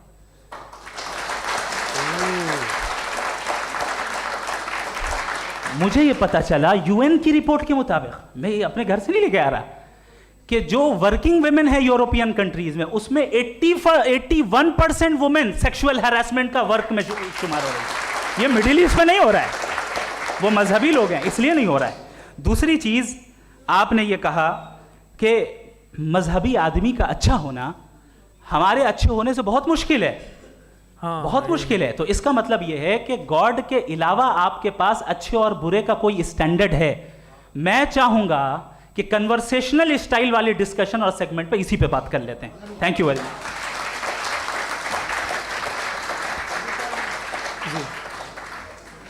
ये रिबटल का राउंड 2 है। आपके पास 5 मिनट का वक्त है, और इसके बाद क्रॉस एग्जामिनेशन शुरू करेंगे। आप चाहें तो जो इन्होंने सवाल पूछे उनके जवाब आप रिबटल में भी दे सकते हैं। जी जी। देखिए, पहले तो ये बात कि ये मिसाल गलत नहीं है, गलत है। इन्होंने पहले ही हमको डिसार्म कर दिया। कह लिया अकल से मामला सॉल्व नहीं हो सकता, लॉजिक से आप पहुंच नहीं सकते। ये एक मेटाफिजिकल चीज़ है। मेटाफिजिकल अजीब सा लफ्ज़ है, ठीक से किसी को माने नहीं मालूम इसके, तो ऐसा लगता है कुछ बड़ी चीज़ है। अरे भाई, क्या होता है मेटाफिजिकल, बताओ, खड़ी हो। ये एक लफ्ज़ है जो कहीं भी इस्तेमाल हो जाता है। जब आप एक बात कर रहे हैं और आप मुझसे बहस कर रहे हैं तो मुझे मेटाफिजिकल मत बताइए, आप लॉजिकली मुझे प्रूफ किए। और अगर लॉजिकली आप नहीं बात करते साहब ये मेटाफिजिकल है, तो फिर हम आप बात क्या कर रहे हैं? मेरा आपका किस ज़बान में कॉन्वर्सेशन होगा? और ये कहना कि वक्त पहले नहीं था, तो फिर क्यों कहते हैं ये हमेशा से और हमेशा रहेगा? हमेशा वक्त है, तो आप कैसे कहते हैं वो हमेशा से है और हमेशा रहेगा? हमेशा का मतलब है कोई वक्त। अगर वक्त ही नहीं है तो हमेशा कैसे? बाहर वो रहेगा। अब मैं ये देखता हूँ, आपने कहा ना कि वहाँ रेप ज़्यादा होते हैं, तो हम एक बात देखते हैं कि ये दुनिया जिस पे वो कादर मुतलक है, जिसकी मर्ज़ी के बगैर पत्ता भी नहीं हिलता, ओमनीपोटेंट है, ये दुनिया चल कैसे रही है? और इस दुनिया का हाल क्या है? 45,000 बच्चे जो 10 साल की उम्र से कम थे वो गाजा में मरे। भूख से काला हांडी में बच्चे मरते हैं और डिप्थेरिया से मरते हैं। डिप्थेरिया अजीब मर्ज है, गले में जाली बनना शुरू होती है, बच्चा नीला हो जाता है, गरीब का बच्चा, इसलिए कि उपास इलाज नहीं। ये कादर मुतलक है, जो चाहे कर दे। इसलिए आप दुआएं मांगते हैं हमारी, ये काम कर दे वो कर दे, तो इसका मतलब डे टू डे लाइफ में वो इंटरफेयर करता है और ये देख रहा है वो। अगर वो वाकई भी है फॉर डिस्कशन सेक, तो मैं जब दुनिया देखता हूँ तो मेरे दिल में उसके लिए कोई इज्जत नहीं पैदा होती। ये क्या कर रहे हो तुम पूरे ऑल पावरफुल हो, ओमनीपोटेंट हो, ओमनी प्रेजेंट हो। तुम तो वहाँ गाजा में रहे होगे ना, तुम हर जगह हो। तुम देख रहे थे कि बच्चे की कैसे धज्जियाँ उड़ रही, तुम देख रहे थे। I already said that equality ਤੇ ਬੈਲੈਂਸ ਇਹ ਆਪਣੇ ਵੱਸ ਦੀਆਂ ਗੱਲਾਂ ਨਹੀਂ ਹੈ, ਠੀਕ ਹੈ। ਇਹ ਚਲੋ ਮੈਂ ਇਹਦੇ ਤੇ मैं कोई नहीं विचार ਦਿੰਦਾ, ਆਪਾਂ ਦੇਖਦੇ ਹਾਂ ਕਿ ਉਹ ਕੀ ਕਹਿੰਦੇ ਆ। और तुम चाहते हो मैं तुम्हारी परस्तिश करूँगा, तुम हो भी। अरे यार, इससे अच्छे तो हमारे चीफ प्राइम मिनिस्टर हैं, कुछ तो ख्याल करते हैं। कमाल है, आप किसकी इबादत कर रहे हैं? अगर वो है भी, ये दुनिया नाइंसाफी से, जुल्म से, जबर से, तशद्दुद से भरी हुई। और आप ये मत कहिएगा कि वो देख रहा है और वो बताएगा एक दिन। अगर वो देख रहा है और इंटरफेयर नहीं करता तो आप दुआ क्यों मांगते? आप कहते हैं मेरा ये काम करा दे, इसके मतलब है वो दखल दे सकता है, वो आपको नौकरी दिलवा सकता है, भले दूसरे आदमी को न मिले, मगर आपका काम कर देगा चूंकि आपने दुआ मांगी है। तो जब वो आपको नौकरी दिला सकता है, लड़की की शादी कर सकता है, बेटे को ग्रीन कार्ड दिलवा सकता है, तो कम से कम ये जो मर रहे हैं बच्चे, इनको good रोक question. दे, कुछ तो करे। मुझे तो दुनिया में, इस दुनिया का कोई मालिक है, इसका ओमनीपोटेंट कोई रूलर है, और ये दुनिया ऐसी चल रही है। मैं तो चाहूँगा कि भाई ना हो। अगर आई ऑलरेडी ਸੈਡ दैट ਕਿ ਮੈਂ ਜਿਸ ਖੁਦਾ ਨੂੰ ਮੰਨਦਾ ਹੈ ਨਾ, ਉਹਦਾ ਕੋਈ ਆਕਾਰ ਨਹੀਂ ਹੈ, ਉਹਦਾ ਕੋਈ ਰੂਪ ਨਹੀਂ ਹੈ, ਨਾ ਹੀ ਉਹ ਉੱਪਰ ਬੈਠਾ ਕਾਪੀ ਪੈਨ ਲੈ ਕੇ ਕਿ ਕਿਹੜੇ ਬੰਦੇ ਨੇ ਕੀ ਕੀਤਾ ਮੈਨੂੰ ਆਹ ਸਜ਼ਾ ਦਊਂਗਾ, ਤੇ ਨਾ ਹੀ ਉਹ ਇਹ ਦੇਖ ਰਿਹਾ ਵੀ ਆਹ ਬੰਦੇ ਨੇ ਇਹ ਕੁਛ ਕੀਤਾ ਸੀ ਤੈਨੂੰ ਮੈਂ ਆਹ ਸਜ਼ਾ ਦੇਵਾਂ। ਉਹ ਰੱਬ ਦੀ ਡੈਫੀਨੇਸ਼ਨ ਹੀ ਹੈ ਨਹੀਂ ਵੀ, ਮੇਰੀ ਡਿਕਸ਼ਨਰੀ 'ਚ ਤਾਂ ਹੈ ਨਹੀਂ। ਇਹ ਸਵਾਲ ਸ਼ਾਇਦ ਉਹਨਾਂ ਨੂੰ ਕੀਤਾ ਜਾ ਸਕਦਾ ਹੈ ਜਿਹੜੇ ਰੱਬ ਨੂੰ ਐਂ ਮੰਨਦੇ ਆ ਕਿ ਰੱਬਾ ਮਤਲਬ ਉਹਨੇ ਮੇਰੇ ਨਾਲ ਗਲਤ ਕੰਮ ਕੀਤਾ ਸੀ, ਹੁਣ ਤੂੰ ਵੀ ਉਹਦੇ ਨਾਲ ਕੁਛ ਇੱਦਾਂ ਕਰ ਦੇ, ਅਤੇ ਬਾਕੀ ਬਾਏ ਚਾਂਸ ਉਹਦੇ ਨਾਲ ਇੱਦਾਂ ਦਾ ਹੋ ਜਾਏ ਅਤੇ ਉਹਦਾ ਬਲੀਫ ਬਣ ਜਾਂਦਾ। ਇਹ ਬਲੀਫ ਜਿਹੜੀ ਫੇਥ ਅਤੇ ਬਲੀਫ ਦੀ ਗੱਲ ਕੀਤੀ ਨਾ, ਫੇਥ ਅਤੇ ਬਲੀਫ ਇੱਦਾਂ ਹੀ ਬਣਦੇ ਆ ਲੋਕਾਂ ਦੇ ਵਿੱਚ, ਠੀਕ ਹੈ। ਤਾਂ ਇਹ ਇੱਕ ਡੂੰਘੀ ਡਿਸਕਸ਼ਨ ਹੈ, ਬਾਕੀ ਅੱਗੇ ਦੇਖਦੇ ਹਾਂ ਕਿ ਉਹ ਕੀ ਜਵਾਬ ਦਿੰਦੇ ਆ। वो तो बड़ी शर्मिंदगी की बात है। शुक्रिया। ਓਕੇ, ਬਹੁਤ ਵਧੀਆ ਪੁਆਇੰਟ ਰੇਜ਼ ਕੀਤਾ ਇਹਨਾਂ ਨੇ। देवियों और सज्जनों, इस बहस के 2 राउंड और 2 रिबटल पूरे हो चुके हैं। अब सबसे ज़रूरी और सबसे मुश्किल राउंड शुरू हो रहा है, क्रॉस एग्जामिनेशन क्रॉस का। एग्जामिनेशन। अब इन विद्वानों की सज्जनता की एक परख भी होगी, और वक्त हमने 16 मिनट का तय किया है। पहला सवाल आप पूछना चाहेंगे? जी बिल्कुल। पहले बोले भी आप आप माइक ले लीजिएगा हाथ में, ये नीचे से ऑन जी। मैं बोल ओके,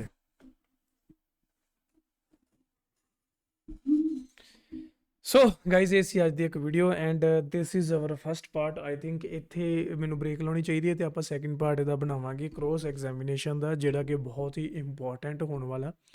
ਜਿਹੜਾ ਜਾਵੇਦ ਅਖਤਰ ਸਾਹਿਬ ਨੇ ਐਂਡ 'ਤੇ ਇੱਕ ਜਿਹੜੀ ਡਿਸਕਸ਼ਨ ਕੀਤੀ ਨਾ ਕਿ ਕਿਹੜੀ ਸੀਗੀ ਭਲਾ, ਹਾਂ, ਕਿ ਦੁਨੀਆ ਦੇ ਵਿੱਚ ਰੇਪ ਹੋ ਰਿਹਾ, ਤਾਂ ਫਿਰ ਉਹ ਤੁਹਾਡੀ ਪੁਕਾਰ ਕਿਉਂ ਨਹੀਂ ਸੁਣਦਾ, ਉਹ ਇੱਦਾਂ ਸਭ ਕੁਝ ਠੀਕ ਕਿਉਂ ਨਹੀਂ ਕਰ ਦਿੰਦਾ। ਤਾਂ ਦੇਖੋ, ਮੇਰੇ ਅਕੋਰਡਿੰਗ ਜੋ ਰੱਬ ਦੀ ਡੈਫੀਨੇਸ਼ਨ ਹੈ ਉਹ ਇਹ ਨਹੀਂ ਹੁੰਦੀ, ਠੀਕ ਹੈ। ਜੇ ਤੁਸੀਂ ਦੁਆ ਕਰ ਰਹੇ ਹੋ ਤਾਂ ਜਿਹੜੇ ਮੁਸਲਮਾਨ ਦੁਆ ਕਰ ਰਹੇ ਹੋ ਉਹ ਦੱਸਣਗੇ ਥੱਲੇ ਕਮੈਂਟ ਸੈਕਸ਼ਨ ਖੁੱਲ੍ਹਾ ਹੈ, ਤੁਸੀਂ ਦੱਸੋ ਕਿ ਜੋ ਇਹਨਾਂ ਨੇ ਕੁਐਸਚਨ ਪੁੱਛਿਆ ਉਹਦਾ ਆਨਸਰ ਕੀ ਹੈ ਤੁਹਾਡੇ ਅਕੋਰਡਿੰਗ, ਠੀਕ ਹੈ, ਜਿੰਨੇ ਵੀ ਤੁਸੀਂ ਇਹ ਵੀਡੀਓ ਦੇਖ ਰਹੇ ਹੋ। ਤੇ ਉਹਨਾਂ ਦਾ ਪੁਆਇੰਟ ਇੱਕ ਇੰਪੋਰਟੈਂਟ ਪੁਆਇੰਟ ਹੈ ਜਿਹ 'ਤੇ ਵਧੀਆ ਡਿਸਕਸ਼ਨ ਹੋ ਸਕਦੀ ਹੈ, ਵਧੀਆ ਜਵਾਬ ਦੇ ਸਕਦੇ ਹਾਂ, ਬਟ ਲੌਜਿਕ ਨਾਲ ਗੱਲ ਕਰਿਓ। ਮਤਲਬ ਇੱਦਾਂ ਨਹੀਂ ਜਿਵੇਂ ਉਹਨਾਂ ਨੇ ਕਿਹਾ ਆਪਾਂ ਲੌਜਿਕ ਤੇ ਫੈਕਟ ਦੇ ਆਧਾਰ ਵਾਲੀ ਅੱਜ ਗੱਲ ਕਰ ਰਹੇ ਹਾਂ, ਵਿਦਾਊਟ ਲੌਜਿਕ ਨਹੀਂ, ਠੀਕ ਹੈ ਜੀ।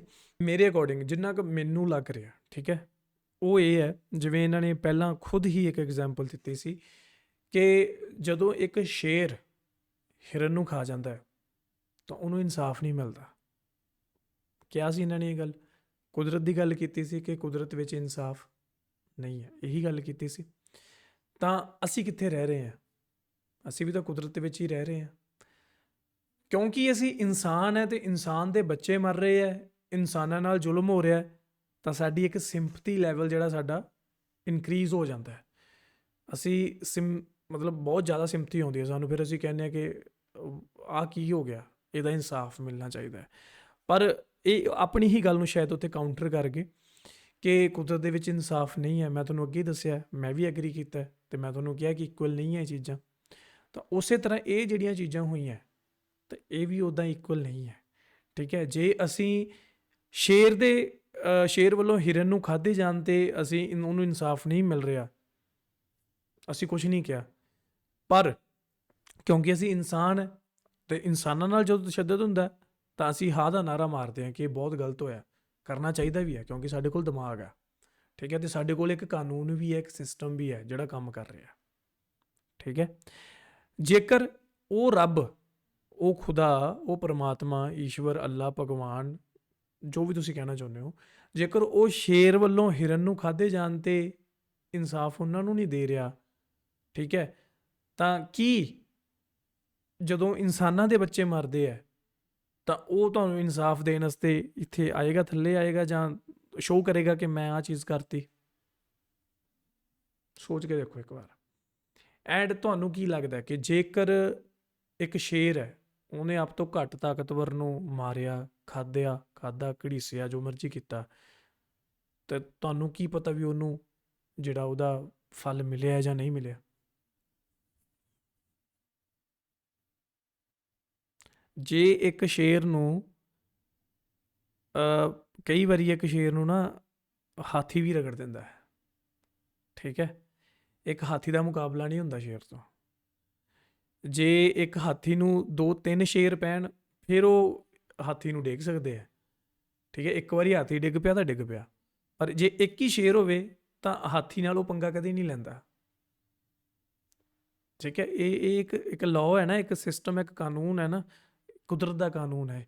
ਉਸੇ ਤਰ੍ਹਾਂ ਹੁਣ ਜੇ ਉੱਥੇ ਬੱਚਾ ਮਰ ਰਿਹਾ ਨਾ, ਤਾਂ ਉਹ ਜਿਹੜੀ ਸਾਡੀਆਂ ਸਰਕਾਰਾਂ, ਸਾਡਾ ਉਹ ਰੱਬ ਨੇ ਸਾਡੇ 'ਤੇ ਛੱਡਿਆ ਹੋਇਆ, ਉਹ ਸਾਡੇ ਹੀ ਕੀਤੇ ਹੋਏ ਪਾਪ ਹੈ, ਸਾਡੇ ਹੀ ਉਹ ਫੈਸਲੇ ਹੈ, ਠੀਕ ਹੈ। ਤਾਂ ਮੇਰੇ ਖਿਆਲ ਰੱਬ ਉਹਦੇ 'ਚ ਇੰਟਰਫੇਅਰ ਕਿਵੇਂ ਕਰੇਗਾ? ਜੇ ਰੱਬ ਨੇ ਉਹਦੇ 'ਚ ਇੰਟਰਫੇਅਰ ਕਰ ਲਿਆ ਤਾਂ ਫਿਰ ਰੱਬ ਨੂੰ ਹਰ ਇੱਕ ਚੀਜ਼ ਵਿੱਚ ਇੰਟਰਫੇਅਰ ਕਰਨਾ ਪੈਣਾ। ਤਾਂ ਅਸੀਂ ਦੁਆ ਕਰਦੇ ਹਾਂ। ਅਸੀਂ ਦੁਆ ਕਿਉਂ ਕਰਦੇ ਹਾਂ? ਕਿਉਂਕਿ ਅਸੀਂ ਸਿੰਪਥੀ ਕਰਦੇ ਹਾਂ ਉਹਨਾਂ ਨਾਲ। ਤਾਂ ਸਾਨੂੰ ਇਹ ਹੁੰਦਾ ਕਿ ਹਾਂ ਵੀ ਅਸੀਂ ਦੁਆ ਕਰਾਂਗੇ ਤਾਂ ਸ਼ਾਇਦ ਉਹ ਰੱਬ ਸਾਡੀ ਸੁਣ ਲਏਗਾ ਅਤੇ ਉਹਨਾਂ ਨਾਲ ਜਿਹੜਾ ਇਹ ਜ਼ੁਲਮ ਹੋ ਰਿਹਾ ਉਹ ਰੁਕ ਜਾਏਗਾ, ਠੀਕ ਹੈ। ਤਾਂ ਹੁਣ ਕਿਉਂਕਿ ਇੱਥੇ ਕੋਈ ਉਹ ਨਹੀਂ ਗਾ, ਜਿਵੇਂ ਉਹ ਡਿਬੇਟ ਕਰ ਰਿਹਾ, ਲਾਈਵ ਚੱਲ ਰਿਹਾ, ਮੈਂ ਵੀ ਤੁਹਾਨੂੰ ਲਾਈਵ ਉੱਦਾਂ ਹੀ ਗੱਲਬਾਤ ਦੱਸ ਰਿਹਾ। ਮੇਰੇ ਹੱਥ 'ਚ ਕੋਈ ਫੋਨ ਨਹੀਂ ਫੜਿਆ ਹੋਇਆ ਕਿ ਮੈਂ ਅੱਧੇ ਘੰਟੇ ਬਾਅਦ ਇੱਥੇ ਸੋਚ ਕੇ ਆਰਾਮ ਨਾਲ ਬੈਠ ਕੇ ਰਿਪਲਾਈ ਕਰਦਾ। ਸੋ ਜੋ ਮੇਰੇ ਹੁਣ ਦਿਮਾਗ 'ਚ ਆਇਆ ਮੈਂ ਤੁਹਾਨੂੰ ਉਹ ਦੱਸਿਆ। ਹੋ ਸਕਦਾ ਕਿ ਅੱਧੇ ਘੰਟੇ ਬਾਅਦ ਮੇਰੇ ਦਿਮਾਗ 'ਚ ਕੋਈ ਹੋਰ ਚੀਜ਼ ਆ ਜਾਏ, ਹਾਂ ਯਾਰ ਇਹਦਾ ਆਹ ਸਹੀ ਜਵਾਬ ਬਣਦਾ ਸੀ, ਤਾਂ ਮੈਂ ਉਹ ਦੇ ਦਿੰਦਾ। ਇਹ ਰਿਐਕਸ਼ਨ ਕਿਉਂਕਿ ਸਾਡੇ ਲਾਈਵ ਚੱਲਦੇ ਆ ਤਾਂ ਆਪਾਂ ਲਾਈਵ ਗੱਲਬਾਤ ਕਰ ਰਹੇ ਹਾਂ, ਕੋਈ ਸਕ੍ਰਿਪਟਡ ਨਹੀਂ ਹੈਗਾ। ਨਹੀਂ ਤਾਂ ਇੱਥੇ ਮੈਂ ਵੀਡੀਓ ਕੱਟ ਕਰਕੇ ਵੀ ਜਵਾਬ ਦੇ ਸਕਦਾ, ਪਰ ਨਹੀਂ, ਜੋ ਜੈਨੂਇਨ ਰਿਐਕਸ਼ਨ ਨਿਕਲ ਰਿਹਾ ਮੇਰਾ ਮੈਂ ਉਹੀ ਦੱਸ ਰਿਹਾ, ਠੀਕ ਹੈ। ਸੋ ਨੈਕਸਟ ਜਿਹੜੀ ਵੀਡੀਓ ਅਭੀ ਇਸੇ ਟੌਪਿਕ 'ਤੇ ਆਏਗੀ, ਅਤੇ ਜਿਨ੍ਹਾਂ ਨੇ ਇੱਥੋਂ ਤੱਕ ਵੀਡੀਓ ਦੇਖੀ ਹੈ thank you so much for that. And ਹੁਣ ਇਸ ਵੀਡੀਓ ਨੂੰ ਸ਼ੇਅਰ ਕਰਨਾ ਤੁਹਾਡਾ ਫਰਜ਼ ਹੈ ਕਿਉਂਕਿ ਅੱਜ ਦੀ ਵੀਡੀਓ ਬਹੁਤ ਲੰਬੀ ਹੋ ਗਈ ਹੈ। ਸੋ ਮਿਲਦੇ ਹਾਂ ਤੁਹਾਨੂੰ next video, till then make sure you hit that subscribe.